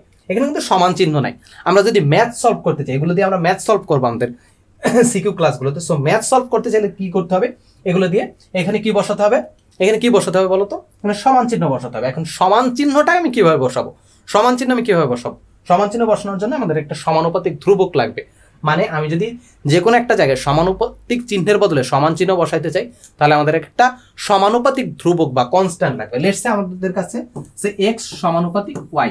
এখন আমি লিখতে চাই x সমান y, মানে এটাকে একটা সমীকরণ আকারে লিখতে চাই। তখন কি করতে হবে? আমাদের একটা সমানুপাতিক ধ্রুবক লাগবে, তখন কি হবে x সমান k ইন্টু ওয়াই। কিন্তু ম্যাক্সিমাম ক্ষেত্রে তোমরা দেখবা যে x সমানুপাতিক y এর পরে লিখে দিচ্ছে x সমান y, এরকম লিখে দিচ্ছে। এটা কেন লিখছে? কারণ কি এইখানে যে সমানুপাতিক ধ্রুবকটা ছিল সেইটার ভ্যালু বা মান হচ্ছে 1। অনেক ক্ষেত্রে এই যে কে এর ভ্যালু বা সমানুপাতিক ধ্রুবক এক এক জায়গায় একটা জিনিস থাকে, যেটার বিশাল একটা মান থাকে, আবার কোনো জায়গায় হচ্ছে হয়ে যায় 1। সো এই ক্ষেত্রেও কি হবে বলতো, এই ক্ষেত্রেও 1 হয়ে যাবে। মানে এরপরে আমরা লিখতে পারি i সমান v/r। কারণ কি এখানে যে সমানুপাতিক চিহ্নের বদলে সমান সমান চিহ্ন দিচ্ছে এবং মাঝখানে যে কনস্ট্যান্ট বা ধ্রুবকটা আসছে সেটার মান বা ভ্যালু হচ্ছে 1। এবং তড়িৎ প্রবাহ এই i এর একক হচ্ছে এম্পিয়ার, v এর একক হচ্ছে ভোল্টেজ এবং r এর একক হচ্ছে ওহম। বিভব পার্থক্য v এর একক ভোল্টেজ এবং r এর একক কি, r এর একক হচ্ছে ওহম, r এর একক হচ্ছে ওহম। ওকে, এখন হচ্ছে দুইটা গ্রাফ, আমরা এটাকে কি বলতে পারি, এটা হচ্ছে বিভব পার্থক্য v আর এটা হচ্ছে i। তাহলে i ভার্সেস v, এটা হচ্ছে y অক্ষে হচ্ছে i আর x অক্ষে কি, x অক্ষে v। এইটাকে কি বলা হয় থাকে i বনাম v গ্রাফ বা তড়িৎ প্রবাহ বনাম বিভব পার্থক্য গ্রাফ বা তড়িৎ প্রবাহ বনাম তড়িৎ প্রবাহ ভার্সেস বিভব পার্থক্য গ্রাফ। সো তড়িৎ প্রবাহ আর বিভব পার্থক্য, তড়িৎ প্রবাহ এবং বিভব পার্থক্যের মধ্যে মানে সম্পর্ক কি, সমানুপাতিক। সো সবসময় মনে রাখবা সমানুপাতিক চিহ্ন যদি থাকে তাহলে সেটার গ্রাফটা হয় কিরকম, এইরকম। সো এটার গ্রাফটা কিরকম হবে, এইরকম, এই যে এরকম, এই যে এরকম একটা গ্রাফ হবে। তারপর কি তড়িৎ প্রবাহ আর হচ্ছে রোধ, এই দুইটার ভিতর সম্পর্কটা কি, সম্পর্ক হচ্ছে ব্যস্তানুপাতিক। সো এই দুইটার গ্রাফটা যদি আঁকতে চাই, তড়িৎ প্রবাহ i বনাম r বা i versus r। So i versus r গ্রাফটা কিভাবে আঁকবো, i ভার্সেস r গ্রাফটা কিভাবে আঁকবো, i এবং i, এই যে i এবং r এর ভিতর সম্পর্ক কি, i এর ভিতর সম্পর্ক হচ্ছে ব্যস্তানুপাতিক সম্পর্ক। সো ব্যস্তানুপাতিক সম্পর্কের গ্রাফটা সবসময় কিরকম হয়, এইরকম গ্রাফ হয়, এই যে সরি এরকম, এই যে এরকম গ্রাফ হয়। সো এটা একটু মাথায় রাখবে, এই দুইটা একটু মাথায় রাখবে। ওকে, আচ্ছা, সো যেটা বলছিলাম, যেখানে ছিলাম, গ্রাফ দুইটা একটু মাথায় রাখবা। আর সব জায়গায় এই জিনিসটা একেবারে মুখস্থ ঠোঁটস্থ কণ্ঠস্থ করে ফেলবা, i = v/r, i = v/, still now আমি 3rd ইয়ারে পড়ি, এখন পর্যন্ত ইঞ্জিনিয়ারিং এ এইটা লাগতেছে। যদি আমি ত্রিপলিতে পড়ি দ্যাটস ওয়াই লাগতেছে, অন্য ইঞ্জিনিয়ারিং এ জাস্ট 1st ইয়ার পর্যন্ত লাগবে। 1st ইয়ার পর্যন্ত তুমি যেই মানে সাবজেক্ট কি পড়ো ইঞ্জিনিয়ারিং 1st ইয়ার পর্যন্ত, মানে ইউনিভার্সিটি 1st ইয়ার পর্যন্ত এই সূত্রটা লাগবে, i = v/r। i এর একক কি, i মানে হচ্ছে তড়িৎ প্রবাহ, যেটার একক কি, যেটার একক হচ্ছে এম্পিয়ার, v মানে হচ্ছে বিভব পার্থক্য, যেটার একক হচ্ছে ভোল্ট, r মানে হচ্ছে রোধ বা রেজিস্ট্যান্স, যেটার একক কি, যেটার একক হচ্ছে ওহম। ওকে, আই হোপ এইটা বুঝছো। তো এরপরের টপিক হচ্ছে সার্কিট বা বর্তনী, যেটা প্রথমে একটা তোমাদের মিম দেখাইছিলাম না, যে সিরিয়াল কিলার আর প্যারালাল কিলার। এইটা হচ্ছে তোমরা এখন বুঝবা, মানে এই যে সিরিজ সার্কিট এবং প্যারালাল সার্কিট, এই জিনিসটা পড়ার পর তারপর বুঝবা। এতক্ষণ তো অনেকবার বলে আসছি সার্কিট বা বর্তনী, মানে আমরা প্রথম যে পার্টটা চলবিদ্যুৎ ওইটা পড়ে আসছি। এখন হচ্ছে আমরা সার্কিট বা বর্তনী কি এটা একটু পড়ি। সো সার্কিট বা বর্তনী জিনিসটা আসলে কি, আমার স্লাইড চেঞ্জারটি আবার কাজ করছে না। তড়িৎ প্রবাহ চলার সম্পূর্ণ পথকে বলা হয় বর্তনী। তড়িৎ প্রবাহ কিভাবে চলে, ধরো একটা ব্যাটারি আছে, এখন তড়িৎ প্রবাহ কিভাবে হয়, এই দিক থেকে এই দিকে প্রবাহিত হয়। আসলে তো আমরা জানি এই দিক থেকে এই দিকে প্রবাহিত হয়, বাট আমরা যেহেতু প্রচলিত নিয়ম অনুযায়ী ধরি যে প্লাস থেকে মাইনাসের দিকে প্রবাহিত হয়, তাই ওইটাই ধরে নিই। সো এই যে বিদ্যুৎ চলার এই সম্পূর্ণ পথটা কি বলা হয় থাকে তড়িৎ বর্তনী। এখন এই পথের ভিতর কি থাকতে পারে, রোধ থাকতে পারে, লাইট থাকতে পারে, চাবি বা সুইচ, যে কোনো কিছু থাকতে পারে। তারপর হচ্ছে ব্যাটারি, এই যে ব্যাটারি বা সোর্স, যেটার মানে মেইন শক্তির উৎসটাকে, এখানে এনার্জিটা দিচ্ছে কি, এই ব্যাটারি না, এখানে ব্যাটারি থাকতে পারে। তারপর হচ্ছে আমরা মেইন লাইন থেকে যে কারেন্টটা পাই, এসি কারেন্টের কথা যেটা বলছিলাম, যে মেইন লাইন থেকে যেটা পাই, যেটা হচ্ছে আমরা হাত দিলে শক অনুভব করি বা বড় ধরনের দুর্ঘটনার সম্মুখীন হয়। সো যে কোনো ধরনের সোর্সই থাকতে পারে। সো এই পুরো সব মানে এই সম্পূর্ণ জিনিসটাকে কি বলা হয় থাকে সার্কিট বা বর্তনী, মানে তড়িৎ প্রবাহ চলার এই সম্পূর্ণ পথটাকে কি বলা হয় থাকে তড়িৎ বর্তনী বা ইলেকট্রিক্যাল সার্কিট বলা হয় থাকে, ইলেকট্রিক্যাল সার্কিট বলা হয় থাকে। সো ওই যে ক্লাসের প্রথম সময় থেকে কি বলে আসছিলাম, যে তোমরা যদি ইলেকট্রিক্যাল অ্যান্ড ইলেকট্রনিক ইঞ্জিনিয়ারিং বা ত্রিপলিতে পড়ো, তখন কিন্তু তোমাদের মানে পুরো জীবন ঝালাপালা হয়ে যাবে জাস্ট শুধুমাত্র এইটা পড়ার কারণে, মানে এইটা নিয়ে অনেক বেশি তোমাদের কি করা লাগবে। আচ্ছা, যাই হোক, যেটা বলছিলাম যে তড়িৎ প্রবাহ চলার সম্পূর্ণ পথকে বলা হয় থাকে তড়িৎ বর্তনী। তো তড়িৎ বর্তনী বুঝলাম যে তড়িৎ বর্তনী জিনিসটা কি। এখন হচ্ছে চাবি বা সুইচ, এটা নিয়ে তোমাদের একটা কনফিউশন ক্রিয়েট হয় যে চাবি বা সুইচ বন্ধ খোলা নিয়ে অনেক সময় বলা হয় চাবি বা সুইচ বন্ধ থাকলে লাইটটা জ্বলে, এইটা কেন ভাই? এইটা নিয়ে অনেকের অনেক কনফিউশন থাকে। আমি জানি, আমি যখন ছোট ছিলাম, ক্লাস 8 ছিলাম, তখন আমার ভিতরে অনেক কনফিউশন ছিল যে চাবি যদি বন্ধ করা থাকে তাহলে কেন ভাই মানে লাইট জ্বলবে, আর খোলা থাকলে কেন লাইট অফ হয়ে যাবে, এইটার ব্যাপারটা কিরকম। তো চলো, এইরকম একটা চাবি মানে আগেকার দিনে, এখন তো আমরা যে সুইচগুলো টিপি মানে সুইচগুলো দিয়ে লাইট জ্বালাই বা বন্ধ করি বা ফ্যান চালাই বা বন্ধ করি, এগুলো তো অনেক আধুনিক ভার্সন, তাই না? আগেকার দিনে ব্যবহারগুলো হয়তো এইরকম করে ব্যবহার করা হইতো, এই যে এইরকম চাবি বা সুইচ ব্যবহার করা হইতো। তো এখন দেখো এই চাবিটা, এখন কি লাইটটা জ্বলবে? অবশ্যই লাইটটা জ্বলবে না। বাট এইটাকে যদি নিচে নামাই দিই বা এটাকে যদি বন্ধ করে দিই, এখন কি আছে? খোলা অবস্থায় আছে না? যদি বন্ধ করে দিই তখনই কিন্তু সার্কিটটা সম্পূর্ণ হবে, তখন কিন্তু এই লাইটটা জ্বলে উঠবে। তার মানে লাইট মানে সরি, চাবি বা কিটাকে যদি বন্ধ করি তখন কি সার্কিটটা পূর্ণ হবে বা লাইটটা জ্বলবে। আর চাবি বা কি যদি খোলা থাকে তখন কি লাইটটা জ্বলবে না বা সার্কিট সম্পূর্ণ হবে না। সো এইটাই বলছে যে একটা চাবি বা সুইচের সাহায্যে বর্তনী বন্ধ করা যায় বা খোলা যায়। বর্তনী বন্ধ থাকলে তড়িৎ প্রবাহিত হবে, আর খোলা থাকলে তড়িৎ প্রবাহিত হবে না। খোলা থাকে কিভাবে? চাবি যদি খোলা থাকে, খোলা থাকাটা কিভাবে থাকে? আবার অফ হয়ে গেছে। আজকে তোমাদের ভাগ্যটাই খারাপ, পুরো ক্লাসটা এরকম হইতেছে একেবারে। ওয়েট, ল্যাগ হচ্ছে, 2-1 সেকেন্ড ওয়েট করি আমরা।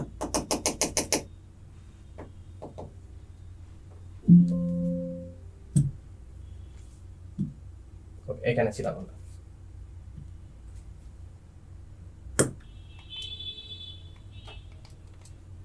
ওকে, তাহলে চাবি বন্ধ করার খোলার ব্যাপারটা বুঝছি।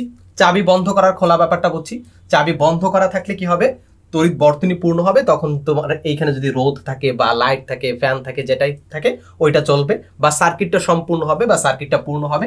আর চাবি যদি খোলা থাকে তখন কি বর্তনীটা পূর্ণ হবে না, এটা মানে এটার ভিতর দিয়ে বিদ্যুৎ প্রবাহিত হবে না।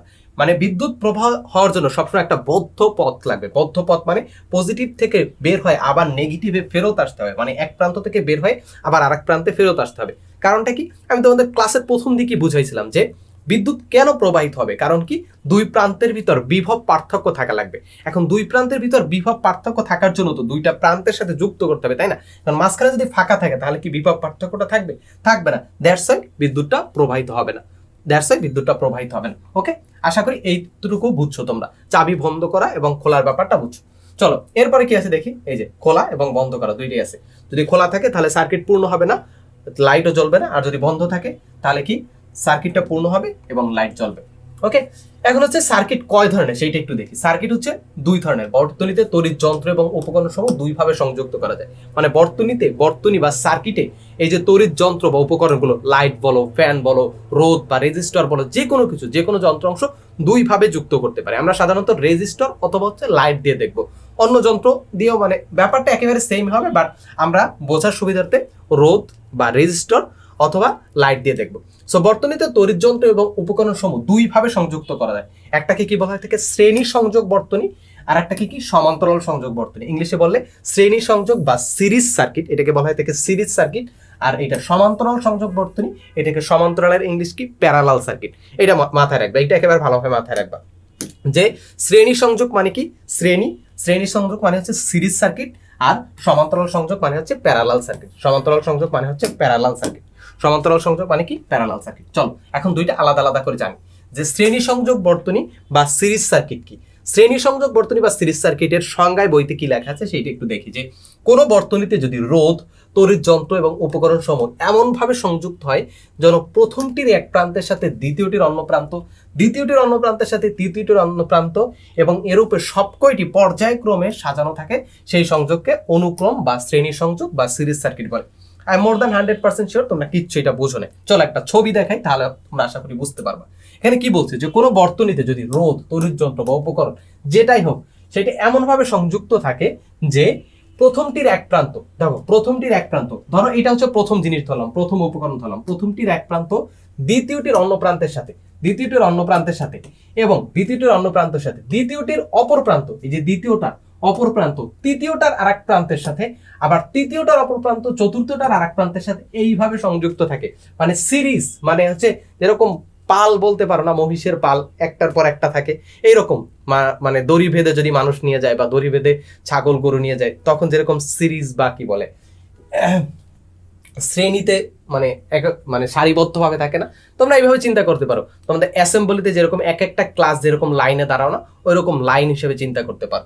সো এইটা কি, এইটা হচ্ছে সিরিজ সার্কিট, যে কোনো বর্তনীতে রোধ, তড়িৎ যন্ত্র বা উপকরণ সমূহ যদি এমনভাবে সংযুক্ত হয় যে এখন প্রথমটির এক প্রান্ত দ্বিতীয়টির অন্য প্রান্তের সাথে, দ্বিতীয়টার অন্য প্রান্ত তৃতীয়টির অন্য প্রান্তে এবং এরূপে সবকয়টি পর্যায়ক্রমে সাজানো থাকে, তবে সেই সংযোগকে অনুক্রম বা শ্রেণী সংযোগ বা সিরিজ সার্কিট বলে। এখন আমরা কি শুধুমাত্র সিরিজ সার্কিট এই জন্য পড়তেছি যে এইভাবে সাজাইছে এই জন্য এটাকে সিরিজ সার্কিট বলে? না, এটার কিছু বৈশিষ্ট্য আছে। মানে প্রত্যেকটা সার্কিট কি, সার্কিট তো দুই ধরনের, তাই না? সিরিজ সার্কিট এবং প্যারালাল সার্কিট, এবং এই দুইটার আলাদা আলাদা কিছু বৈশিষ্ট্য আছে।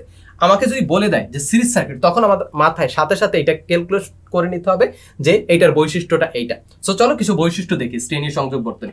আচ্ছা, যেটা বলছিলাম যে এখন আমরা তো প্রত্যেকবার হচ্ছে এরকম চিত্র এঁকে তারপর হচ্ছে স্কেচ করে দিব না, আমরা স্বাভাবিকভাবে এইরকম একটা ডায়াগ্রাম আঁকবো।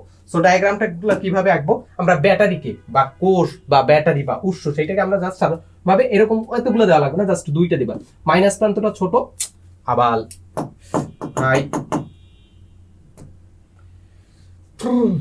কি যে হইলো এটার,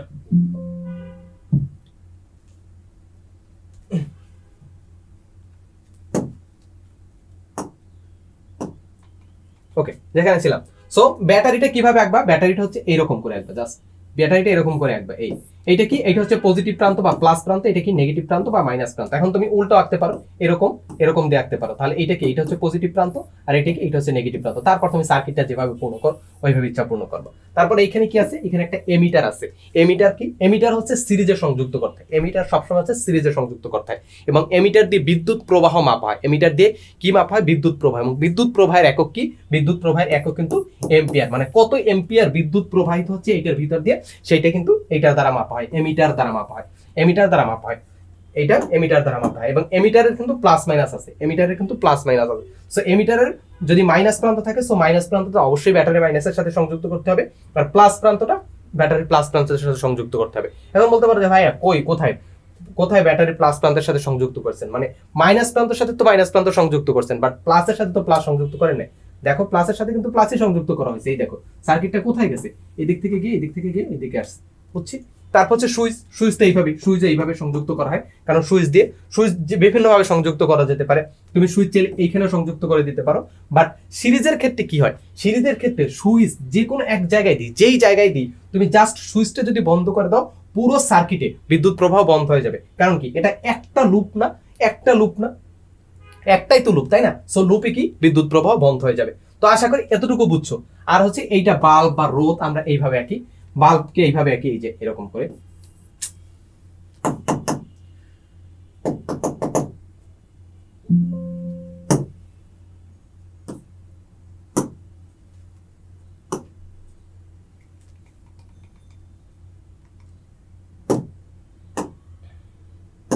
বাল্বকে এইভাবে আঁকি, এই যে এইভাবে।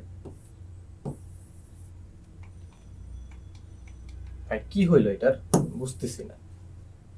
What's wrong with this?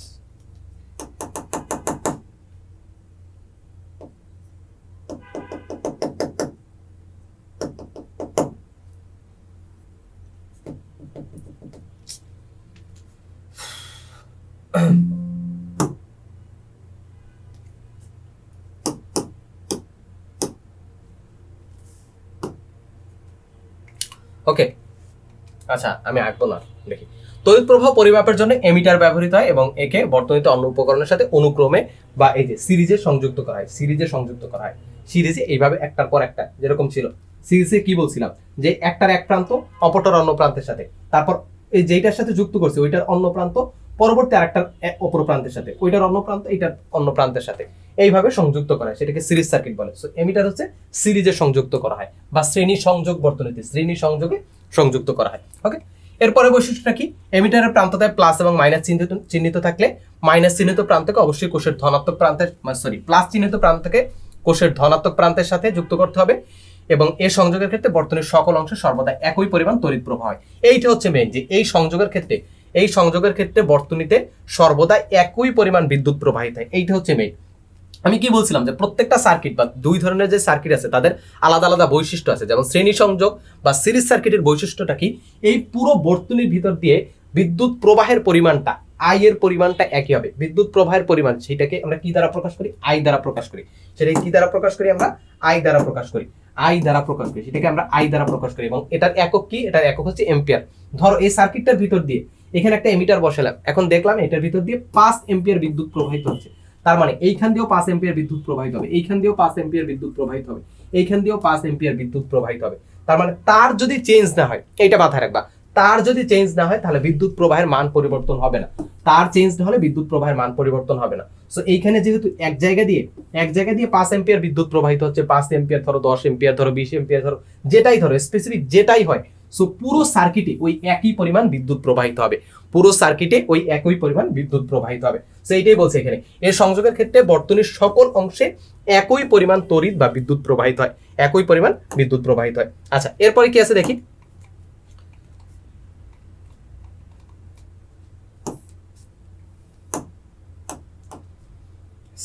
কি লাগলো কুফা ভাই, বুঝলাম না।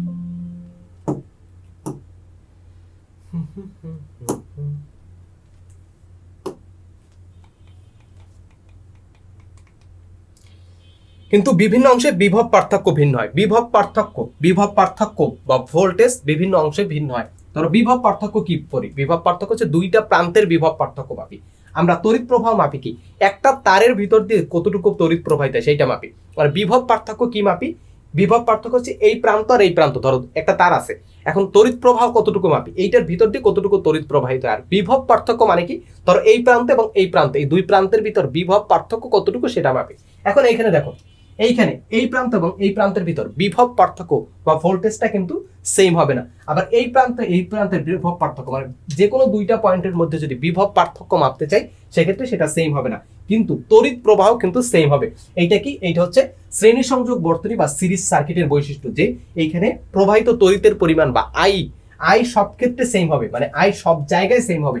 এই যে সিরিজ সার্কিটের ক্ষেত্রে সব জায়গায় মনে রাখবা আই সেম হবে কিন্তু ভি সেম হবে না। তাহলে প্যারালাল সার্কিটে কি, এটার উল্টাটা হবে, বুঝতেই পারছো, প্যারালাল সার্কিট এটার উল্টো হবে। সো প্যারালাল সার্কিট বা সমান্তরাল সংযোগ বর্তনী, সমান্তরালের English parallel. So parallel circuit, কোনো বর্তনীতে দুই বা ততোধিক রোধ, তড়িৎ উপকরণ বা যন্ত্র যদি এমন ভাবে সংযুক্ত থাকে যে সব কয়টির এক প্রান্ত একটি সাধারণ বিন্দুতে, সবগুলো যন্ত্রের একটা প্রান্ত একটা সাধারণ বিন্দুতে আর অন্য প্রান্তগুলো অন্য একটা সাধারণ বিন্দুতে যুক্ত থাকে, সেইটাকে বলা হয় থাকে সমান্তরাল সংযোগ বর্তনী বা প্যারালাল সার্কিট। ছবি দেখে আমরা বুঝি, দেখো এখানে কয়টা মানে ডিভাইস আছে, কয়টা বা যন্ত্র আছে, তড়িৎ যন্ত্র আছে কয়টা, তারটা না, এইটা কি সোর্স বা উৎস বা ব্যাটারি আছে একটা, তারপর হচ্ছে 3টা লাইট আছে। দেখো প্রত্যেকটা তিনটারই একটা প্রান্ত, মানে তিনটারই একটা প্রান্ত এক জায়গায় যুক্ত আছে না, একটা তার দিয়ে যুক্ত করা আছে না, অপর প্রান্তটা আরেকটা তার দিয়ে যুক্ত করা আছে, অপর প্রান্তটা আরেকটা তার দিয়ে যুক্ত করা আছে। দেখো অপর প্রান্তটা আরেকটা তার দিয়ে যুক্ত করা আছে। এইটাই হচ্ছে কি, এইটাই হচ্ছে প্যারালাল সার্কিট। এইটা কি, এটা হচ্ছে প্যারালাল সার্কিট। সো প্যারালাল সার্কিটের বৈশিষ্ট্য, প্যারালাল সার্কিটের সংজ্ঞাটা আমরা চাইলে লিখতে পারবো না। যদি বলে প্যারালাল সার্কিট কি কাকে বলে বা সমান্তরাল সংযোগ বর্তনী কাকে বলে, ক বা খতে আসে, তখন আমরা সুন্দর করে লিখে দেবো যে কোনো বর্তনীতে দুই বা ততোধিক রোধ বা তড়িৎ উপকরণ বা যন্ত্র যদি এমন ভাবে সংযুক্ত থাকে যে সব কয়টির একটা প্রান্ত একটা সাধারণ বিন্দুতে এবং অপর প্রান্তগুলো অপর একটি সাধারণ বিন্দুতে সংযুক্ত থাকে, তখন সেই সংযোগকে সমান্তরাল সংযোগ বলা হয় থাকে। সো সব জায়গায় তো আমরা এইভাবে স্কেচ করব না, আমরা হচ্ছে জাস্ট সিম্পল এইভাবে আঁকবো। দেখো এইভাবে, এখানে হচ্ছে কোষ বা সেল বা ব্যাটারি, এখানে হচ্ছে কি বা চাবি।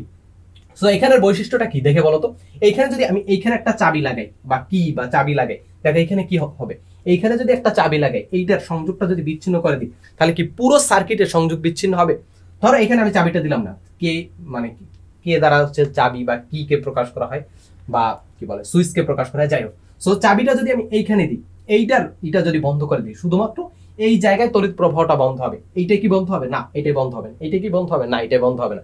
এই জন্যই বলা হয় থাকে মানে সমান্তরাল সংযোগে বা প্যারালাল সার্কিটের ক্ষেত্রে প্রত্যেকে মানে প্যারালাল সার্কিটের ক্ষেত্রে সুইচ যেই জায়গায় তুমি বসাবা শুধুমাত্র ওই ব্রাঞ্চটার সংযোগটা বিচ্ছিন্ন হয়ে যাবে। সুইচটা যদি বন্ধ করো শুধুমাত্র ওই ব্রাঞ্চটার সংযোগ বিচ্ছিন্ন হবে, বাকি কোনো ব্রাঞ্চের সংযোগ বিচ্ছিন্ন হবে না বা বাকি ব্রাঞ্চগুলোতে বিদ্যুৎ প্রবাহিত হতে থাকবে। সো চলো বৈশিষ্ট্যগুলো দেখি।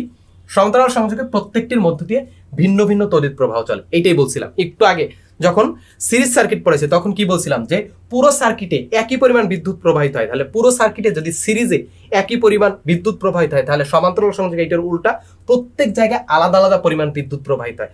এটা কিভাবে মনে রাখতে পারি, তার আলাদা হলে বিদ্যুৎ প্রবাহ আলাদা হবে। দেখো এখানে তার আলাদা হয়ে গেছে না, তার মানে এইখান থেকে একটা পরিমাণ বিদ্যুৎ প্রবাহিত হচ্ছিল, সো এইখান থেকে কিছু পরিমাণ যাবে, এইখান থেকে কিছু পরিমাণ যাবে, এখান থেকে কিছু পরিমাণ যাবে, মানে ভাগ হয়ে যাবে, এইখান থেকে কিছু পরিমাণ যাবে, এখান থেকে কিছু পরিমাণ যাবে, এখান থেকে কিছু পরিমাণ যাবে, তার মানে তার আলাদা হয়ে গেলে বিদ্যুৎ প্রবাহ আলাদা হয়ে যাবে। তার মানে এই সার্কিটের ক্ষেত্রে, সমান্তরাল সার্কিটের ক্ষেত্রে প্রত্যেকটা ব্রাঞ্চে তড়িৎ প্রবাহের পরিমাণ ভিন্ন হবে, কিন্তু প্রত্যেকটির দুইটি সাধারণ বিন্দুর বিভব পার্থক্য সেম থাকে। দেখো দুইটা বিন্দুর বিভব পার্থক্য, এই ব্রাঞ্চের আর এই ব্রাঞ্চের বিভব পার্থক্য সেম, এই ব্রাঞ্চের এবং এই ব্রাঞ্চের বিভব পার্থক্য সেম। কারণ কি বিভব পার্থক্য দেখে বোঝা যাচ্ছে। দেখো এইটা কি একটা তার না, এখন আমি এই জায়গায় বসাই আর এই জায়গায় বসাই, এই জায়গায় বসাই, এই জায়গায় বসাই, একই তো জিনিস, একই তারে তো বসাইতেছি।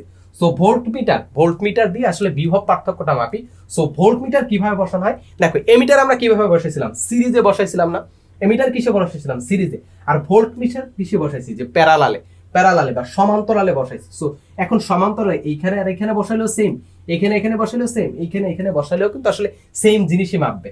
সো এটা বলতে পারি যে প্রত্যেকটা দুইটা সাধারণ বিন্দুর বিভব পার্থক্য একই থাকে, তার মানে সিরিজ সার্কিটে বিভব পার্থক্য সেম থাকে কিন্তু তড়িৎ প্রবাহ ভিন্ন থাকে। ওকে, তাহলে দুইটা উল্টাটা, এটা একটু ভালোভাবে মাথায় রাখার ট্রাই করবো।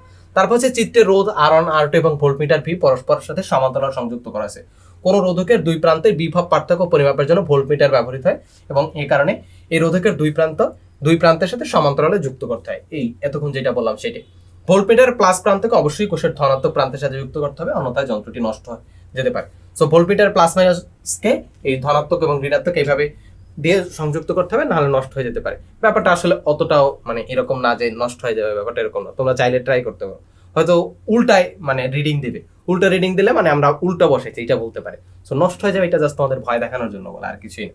আমরা যখন প্রথম ইঞ্জিনিয়ারিং আসছি তখন হচ্ছে ছোট ছোট কিছু ডিভাইস ছিল, যেমন পাওয়ার সাপ্লাই, তারপর ওইগুলোর দাম কিরকম ছিল, 5 থেকে 10,000 টাকা এরকম মেবি ছিল। কিন্তু আমাদের ভয় দেখানোর জন্য আমরা যাতে একটু ভালোভাবে ইউজ করি, যত্ন করে ইউজ করি, এই জন্য স্যার ম্যামরা আমাদেরকে বলতো এগুলোর দাম কয়েক লাখ টাকা, সো একটু যত্ন করে ইউজ করবো। সো এরকম বইতে একটু বলে, এই জন্য আবার তোমরা এগুলো উল্টাপাল্টা করে স্কুলের জিনিস পুরাই দিও না। আচ্ছা, এখন হচ্ছে দুইটার পার্থক্য বা দুইটাকে এক জায়গায় করে একটু দেখার চেষ্টা করি। এতক্ষণ যেটা বলছি ওইটাই জাস্ট আরেকটু রিভাইজ করবো একবার, যে সিরিজ সংযোগে একই তড়িৎ প্রবাহ দুইটি ভালভের মধ্যে দিয়ে প্রবাহিত হয়। সিরিজ সংযোগে তড়িৎ প্রবাহটা সেম থাকে, দুইটা ভালভ বা 3টা বা 4টা যে কয়টা বসাই, 1 লাখ বসাইলেও সেম পরিমাণ তড়িৎ প্রবাহিত হয়। কিন্তু দুইটা প্রান্তের মধ্যে বিভব পার্থক্য বা ভোল্টেজ কিন্তু সেম থাকে না দুইটা ভালভের মধ্যে। একটি ভালভ যত উজ্জ্বলভাবে জ্বলবে, দুটি ভালভ সিরিজ সংযোগের ফলে তার চেয়ে কম উজ্জ্বলভাবে জ্বলবে। মানে এইখানে যদি একটা ভালভ বসাই, দ্বিতীয় ভালভ বসালে এদের উজ্জ্বলতার তারতম্য ঘটবে। মানে একটা ভালভ যদি বসাই তখন এরপর আর একটা ভালভ বসাই, তখন এদের উজ্জ্বলতার তারতম্য থাকবে, এটাই বলছে। তারপর হচ্ছে আবার কোনো একটি ভালভ যদি নষ্ট হয়ে যায় তবে সমস্ত বর্তনীর মধ্যে দিয়ে তড়িৎ প্রবাহ বন্ধ হয়ে যাবে, ফলে অপর ভালভটিও জ্বলবে না। দেখো একটা ভালভ যদি নষ্ট হয়ে যায় বা বন্ধ হয়ে যায় তখন কি হবে, এই সার্কিটটা পুড়ে যাবে না, বা সার্কিটটা কোনোভাবে নষ্ট হয়ে গেছে, তার মানে কি এটার ভিতর দিয়ে বিদ্যুৎ প্রবাহিত হচ্ছে না। সো এটার ভিতর দিয়ে বিদ্যুৎ প্রবাহ না হওয়া মানে কি এই পুরো সার্কিটটা সম্পূর্ণ হবে না। পুরো সার্কিটটা যদি সম্পূর্ণ না হয় তাহলে কি এর ভিতর দিয়ে বিদ্যুৎ প্রবাহিত হবে না। বিদ্যুৎ যদি প্রবাহ না হয় তখন কি এই ভালভটা জ্বলবে না। সো আমরা কিন্তু বাসা বাড়িতে এই ধরনের সার্কিট ইউজ করতে পারবো না। কারণ কি, ধরো একটা লাইট হঠাৎ করে নষ্ট হয়ে গেল, তখন দেখা যাবে তোমার কম্পিউটার, টিভি, ফ্রিজ সবকিছু একসাথে বন্ধ হয়ে গেছে, ব্যাপারটা এইভাবে ঘটে। সো এই জন্য আমরা বাসা বাড়িতে কখনো শ্রেণী সংযোগ বর্তনী ইউজ করি না।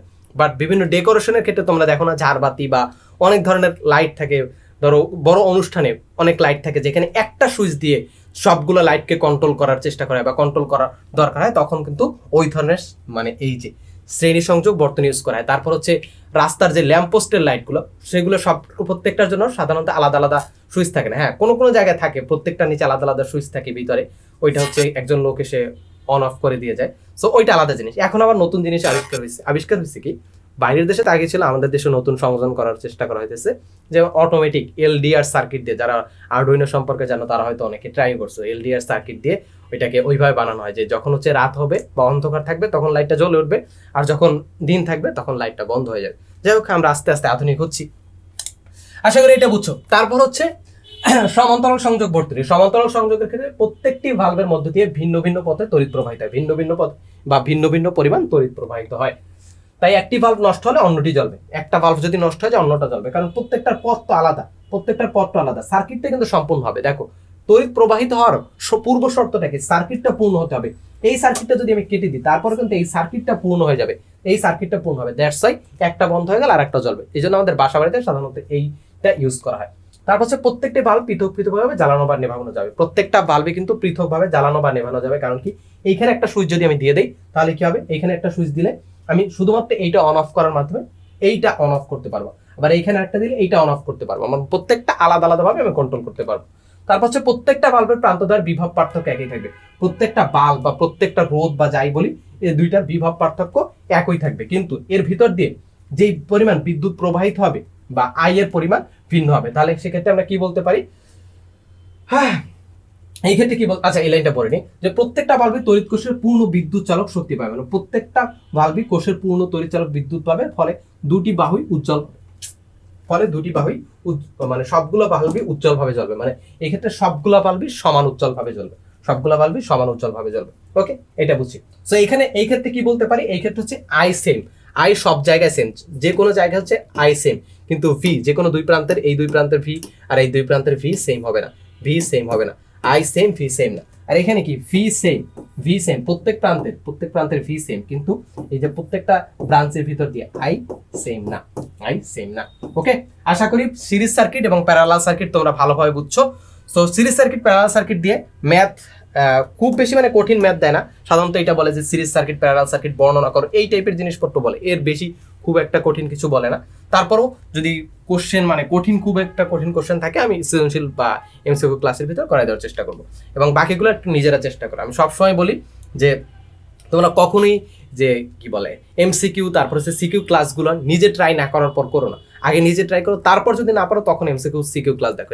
এই টাইপের স্পুন ফিডিং বা তোমাকে হাতে ধরে খাওয়াই দাও, এগুলো কিন্তু তোমার জন্য প্রচুর পরিমাণ খারাপ, তোমার মানে থিঙ্কিং এবিলিটিটা নষ্ট হয়ে যাচ্ছে এগুলোর কারণে। যাই হোক, আমরা হচ্ছে পরের টপিকে যাই, দেখি পরের টপিকে কি আছে। আবার অফ হয়ে গেছে। তো এমিটার ও ভোল্টমিটার, সো এমিটার এবং ভোল্টমিটারের ব্যাপারে একটু আগে আমরা হচ্ছে যখন সিরিজ সার্কিট এবং প্যারালাল সার্কিট করছি তখন একটু আইডিয়া পাইছি, এখন ওইটার ব্যাপারে ডিটেলসে কিছু জানবো। আমাদের মেইন পড়াশোনা বলতে পারো মানে এই অধ্যায়ের মেইন যে টপিকটা বা মেইন যেই কনসেপ্টটা বা থিওরিটা ওইটা মোটামুটি শেষ, এখন জাস্ট এমিটার এবং ভোল্টমিটার কয়টা বৈশিষ্ট্য জানবো, তারপর প্রত্যেকটা টেকনোলজি শেষে যেরকম আমরা নিরাপদ ব্যবহারের ব্যাপারে জানি সেগুলোর ব্যাপারে জানবো, জাস্ট আর 5 থেকে 10 মিনিট হয়তো লাগবে। তো এমিটার কি, এমিটার দিয়ে তড়িৎ প্রবাহ মাপি বা আই মাপি, আই মাপি হচ্ছে এমিটার দিয়ে। এই যে এমিটার হচ্ছে এইরকম, এমিটার মানে এমিটার বলো ভোল্টমিটার বলো প্রত্যেকটার ভিতরে একটা গ্যালভানোমিটার থাকে, ওইটা একটা বিক্ষেপ দেয়, ওইটার মাধ্যমে আমরা এগুলো মেপে থাকি। সো আমার হাতের কাছে হয়তো একটা এমিটার বা ভোল্টমিটার থাকতে পারে, দাঁড়াও আমি একটু দেখি আছে কিনা।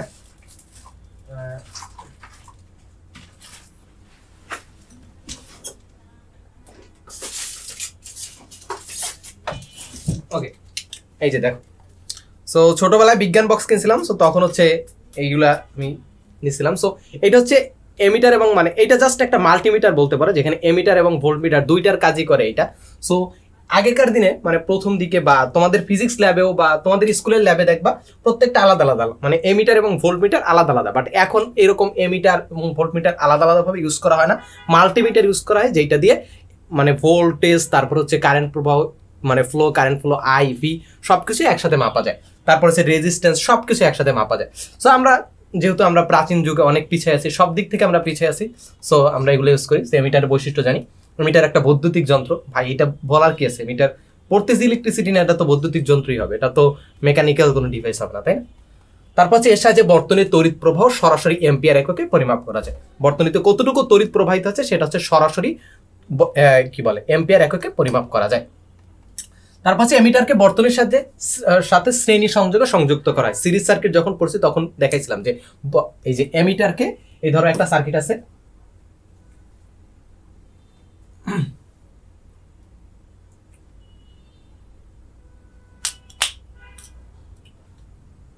এই যে এই ধরো একটা সার্কিট আছে, এটা হচ্ছে মাইনাস, কি হলো ভাই,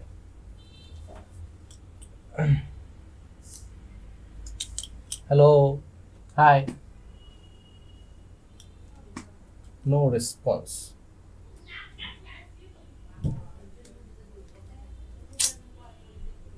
হোয়াটস রং উইথ দিস? ওকে, আসছে। সো এটা হচ্ছে মাইনাস, এটা প্লাস। সো এখন হচ্ছে এমিটারকে কিভাবে সিরিজে সংযুক্ত করা হবে এবং এমিটারকে এইভাবে প্রকাশ করে, এ দিয়ে প্রকাশ করা হয়।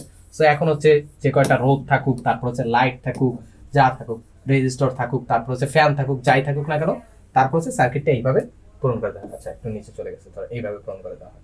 তারপর চাবিও থাকতে পারে, যা থাকতে পারে। ভাই কি হয়েছে এটা আজকে? এরপর কি এমিটারকে বর্তনীর সাথে শ্রেণী সংযোগে সংযুক্ত করা হয়, শ্রেণী সংযোগে বা সিরিজে সংযুক্ত করা হয়। তারপর হচ্ছে আবার হ্যাং করছে।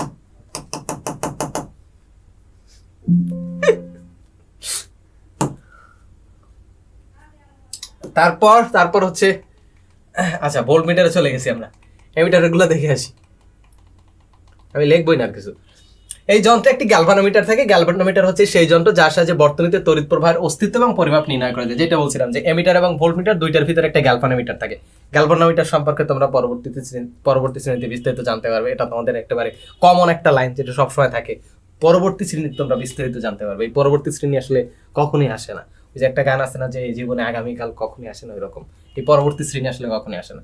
সূচকটি এম্পিয়ার, মিসিজ এম্পিয়ার কি ভাই? মিলি এম্পিয়ার ও মাইক্রো এম্পিয়ার এককে দাগ কাটা একটি স্কেলের উপর ঘুরতে পারে। মানে সূচকটা এইটা হচ্ছে এই যে মিলি এম্পিয়ার, মাইক্রো এম্পিয়ার দাগ কাটা একটা স্কেল, এটার উপর ঘুরতে পারে। এটার মাধ্যমে আমরা মাপতে পারি কতটুকু কারেন্ট ফ্লো হচ্ছে, কত মিলি এম্পিয়ার হচ্ছে, না মাইক্রো এম্পিয়ার হচ্ছে, না এম্পিয়ার হচ্ছে, সেটা মাপতে পারি। তারপর হচ্ছে বিদ্যুৎ কোষের মতো এমিটারেও দুইটি সংযোগ প্রান্ত থাকে, একটা ধনাত্মক প্রান্ত আর একটা ঋণাত্মক প্রান্ত। ধনাত্মক প্রান্ত লাল এবং ঋণাত্মক প্রান্ত কালো রঙের হয়ে থাকে। এগুলো একেবারে নর্মাল জিনিস। আমার স্টুডেন্টরা অনেক স্মার্ট, জানি তোমরা অনেক স্মার্ট, সো তোমরা এগুলো জানো যে পজিটিভ প্রান্ত লাল থাকে এবং নেগেটিভ প্রান্ত কি বলে কালো থাকে। তারপর হচ্ছে বর্তনীতে এমিটারকে এ দ্বারা প্রকাশ করে, এই যে এ দ্বারা প্রকাশ করে, একটু আগে যেরকম দেখাইছি এরকম।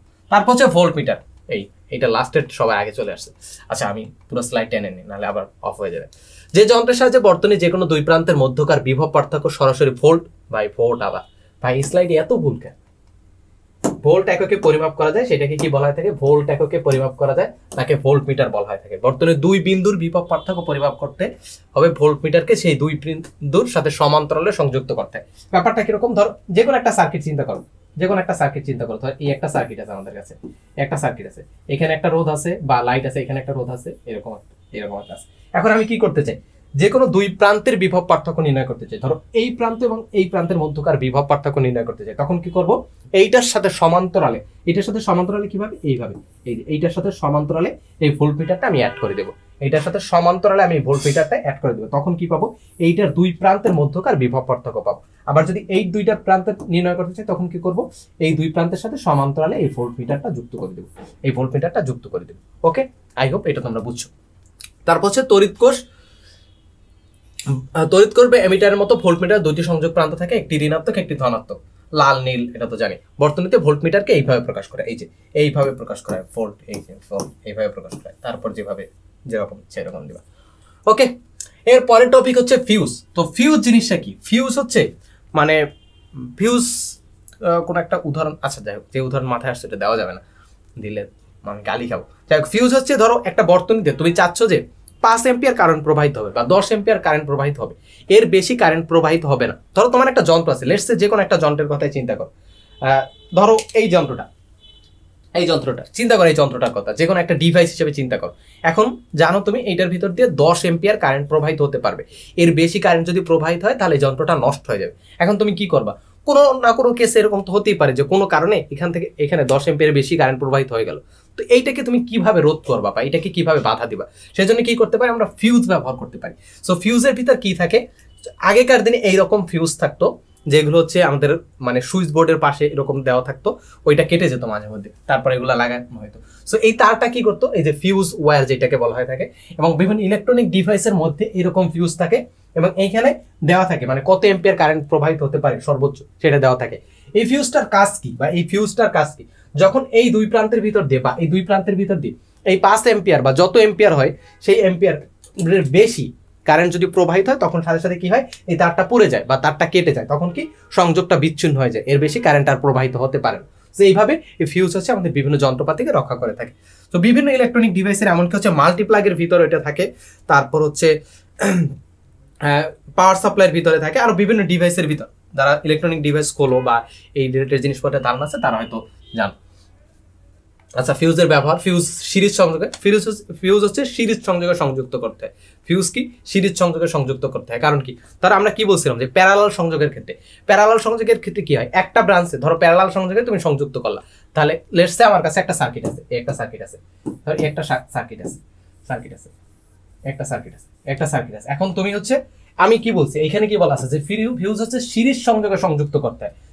সিরিজ মানে হচ্ছে এইটার মাঝখানে এই জায়গায় তুমি ফিউজটা দিবা, তাহলে ফিউজের কাজ কি, যদি বেশি মানে প্রয়োজনের তুলনায় বেশি যদি বিদ্যুৎ প্রবাহিত হয় তখন কি হবে, এটা কেটে যাবে, বা এইখানে দাও সিরিজে দিবা। বাট তুমি যদি প্যারালাল বা সমান্তরালে দাও, ধরো প্যারালাল বা সমান্তরালে এইভাবে দিলা ফিউজটা, এইভাবে দিলা ফিউজটা, এইভাবে যদি তুমি দাও তখন কি হবে, এটা ধরো লাইনটা কেটে গেল কিন্তু বিদ্যুৎ তো ঠিকই প্রবাহিত হচ্ছে এই লাইন দিয়ে, তাহলে ফিউজকে কোন আসলে কাজ করতে পারবে না। দ্যাটস ওয়াই ফিউজ কিন্তু সবসময় হচ্ছে সিরিজ সংযোগে দিতে হবে। তারপর হচ্ছে বাতি, পাখা, টিভি ইত্যাদির জন্য 5 এম্পিয়ার ফিউজ এবং ইলেকট্রিক কেটলি বা ইস্ত্রির জন্য 15 এম্পিয়ার ফিউজ ব্যবহার করা হয়। এগুলো সিম্পল কিছু জিনিস। তারপর হচ্ছে বাড়ির মেইন ফিউজ 30 বা 60 এম্পিয়ার হয়ে থাকে। আই ডোন্ট নো এখনো কেন এগুলো দিচ্ছে, এগুলা এই জিনিসগুলো একেবারে ব্যাকডেটেড জিনিসপত্র। আচ্ছা, যাই হোক তারপর হচ্ছে বিদ্যুতের কার্যকর ব্যবহার এবং অপচয় রোধ। এটা প্রত্যেকটা চ্যাপ্টারে যেরকম থাকে যে কোনো টেকনোলজির পর, যে কোনো টেকনোলজি যেরকম ভালো দিক আছে সেরকম খারাপ দিকও আছে। সো আমরা যদি অতিরিক্ত পরিমাণে ইউজ করি এটা আমাদের এনভায়রনমেন্টের উপর একটা ব্যাড ইফেক্ট সবসময় ফেলে। যেমন বিদ্যুৎ উৎপাদন করার জন্য কিভাবে বিদ্যুৎ উৎপাদন করা হয়, কয়লা পুড়িয়ে বা ফসিল ফুয়েল পুড়িয়ে বিদ্যুৎ উৎপাদন করা হয়, এখন হয়তো নিউক্লিয়ার এনার্জি ইউজ করা হচ্ছে। সো সব কিছুর একটা ব্যাড ইম্প্যাক্ট আছে যেটা গ্রিন হাউস ইফেক্টের কারণ। তারপর হচ্ছে আমাদের জলবায়ু পরিবর্তনের ব্যাপারে তোমরা জানো, সো জলবায়ু পরিবর্তনের জন্য কিন্তু এগুলো দায়ী। সো আমরা যদি যত বেশি পরিমাণে এগুলো ইউজ করবো ওই ফসিল ফুয়েলগুলো অত বেশি পোড়ানো হবে এবং জলবায়ু পরিবর্তন বা কার্বন ডাইঅক্সাইড নির্গমনটা বাড়বে। তারপর হচ্ছে এর ফলে জলবায়ু পরিবর্তনটা তত দ্রুত হবে এবং আসলে মানে কি বলে মানব জাতি হয়তো ধ্বংসের দিকে এগিয়ে যাবে। ব্যাপারটা অনেকটা এইরকম। সো আমাদের সতর্ক থাকা উচিত, আমাদের পরিমিত পরিমাণ ব্যবহার করা উচিত। এখন জাস্ট শুধুমাত্র এই টপিকটা আমরা এই জন্যই পড়বো না যে পরীক্ষায় লিখতে হবে যে বিদ্যুতের অপচয় রোধে আমাদের কি কি করণীয় বা বিদ্যুতের অপচয় রোধের প্রয়োজনীয়তা উল্লেখ করো, এই জন্য আমরা এটা মুখস্থ করবো না, বইতে লেখা আছে সুন্দরভাবে। আমরা যাতে নিজেরা এটা ইউজ করতে পারি বা নিজেরা যাতে রিয়েল লাইফে প্রয়োগ করতে পারি। ব্যাপারটা তোমরা অনেকে মানে এইভাবে সাধারণভাবে দেখো ব্যাপারটা যে সৃজনশীলের জন্য মুখস্থ করার জন্য বা বুকিশ নলেজ টাইপের জিনিসপত্র হিসেবে দেখো, বাট ব্যাপারটা এরকম না। কিন্তু আমাদের মানে মানব সভ্যতা হয়তো খুব বেশি দিন মানে টিকতে পারবে না যদি এইভাবে পৃথিবী চলতে থাকে। পৃথিবীতে যেই পরিমাণ পলিউশন হচ্ছে, সেই পলিউশনের অনেকটা মেইন রিজনই কিন্তু হচ্ছে আমরা যে ইলেকট্রিসিটিটা ব্যবহার করছি, ইলেকট্রিসিটি উৎপন্ন করার জন্য যেই ফসিল ফুয়েলগুলো পোড়ানো হচ্ছে বা যেই কি বলে জ্বালানিগুলো ব্যবহার করছে সেগুলো। সো সেগুলো থেকে বাঁচার জন্য আমাদের ইলেকট্রিসিটি একটু কম ব্যবহার করা মানে পরিমিত পরিমাণ যদি আমরা ব্যবহার করি সেক্ষেত্রে এর অপচয়টা আমরা রোধ করতে পারবো। আর যদি না করি সেক্ষেত্রে জলবায়ু পরিবর্তন হবে, খরা দেখা যাবে, তারপর হচ্ছে বিভিন্ন ধরনের বন্যা দেখা যাবে। তারপর হচ্ছে মেরু অঞ্চলের বরফ যদি গলে যায় তখন কি হবে, বরফ গলে যদি পানি হয়ে যায় তখন কি সমুদ্রপৃষ্ঠের উচ্চতা বাড়বে। উচ্চতা যদি বাড়ে আমাদের দেশের দক্ষিণ অঞ্চল বা মানে সমুদ্রের পার্শ্ববর্তী যে অঞ্চলগুলো আছে পৃথিবীতে সেই জায়গাগুলো প্লাবিত হবে, বন্যা তৈরি হবে এবং ওই জায়গার যে মানুষ তাদের জীবন কিন্তু বিপন্ন হতে পারে। তো তোমরা অনেকে দক্ষিণ অঞ্চলে আসো, তাদের জন্য হয়তো সমস্যার কারণ হতে পারে। এটা একদিনে হবে না, 2 দিনে হবে না, বাট একটা সার্টেন টাইম পর 10, 20 বা 30, 40 বছর পর অবশ্যই হবে, এভাবে যদি চলতে থাকে। সো এইটাই ছিল, এই যে কয়েকটা খারাপ দিক দেওয়া আছে। এটা মোস্ট প্রবাবলি শ্রীলঙ্কার একটা বন্যা, এটা কোথায়, এটা ফিলিপাইনের বন্যার মেবি ছবি দেওয়া আছে।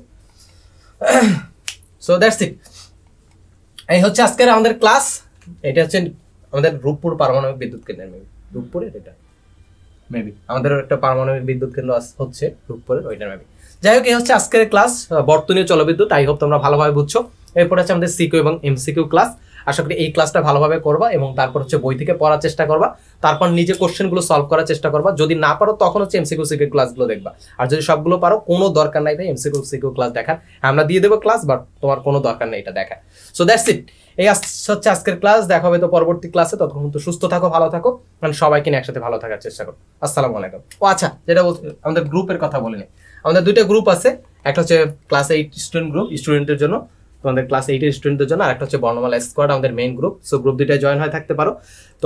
তোমাদের যদি কোনো কোশ্চেন থাকে সেগুলো তোমাদের এই কোশ্চেনগুলো এখানে করতে পারো। তারপর হচ্ছে আমাদের মেসেঞ্জার গ্রুপ, ডিসকর্ড সার্ভার, তারপর হচ্ছে টেলিগ্রাম গ্রুপ বা হোয়াটসঅ্যাপ গ্রুপ, যে কোনো জায়গায় যুক্ত হতে পারো আমাদের সাথে। সো সেখানে তোমাদেরই কমিউনিটি, তোমরাই ম্যানেজ করো, তোমরাই যে কোনো কোশ্চেন করতে পারো, তোমাদের ভিতর থেকে কোশ্চেন অ্যান্সারগুলো এসে যায়। সো নিজেদের ভিতর একটু যোগাযোগ রাখার জন্য বা আপডেটেড থাকার জন্য, এডুকেশন কিভাবে যাচ্ছে বা আশেপাশের মানুষজন কিভাবে করছে সেগুলোর ব্যাপারে আপডেটেড থাকার জন্য এই গ্রুপগুলোতে জয়েন হয়ে নিতে পারো। সো দ্যাটস ইট, দেখা হবে পরবর্তী ভিডিওতে। আসসালামু আলাইকুম।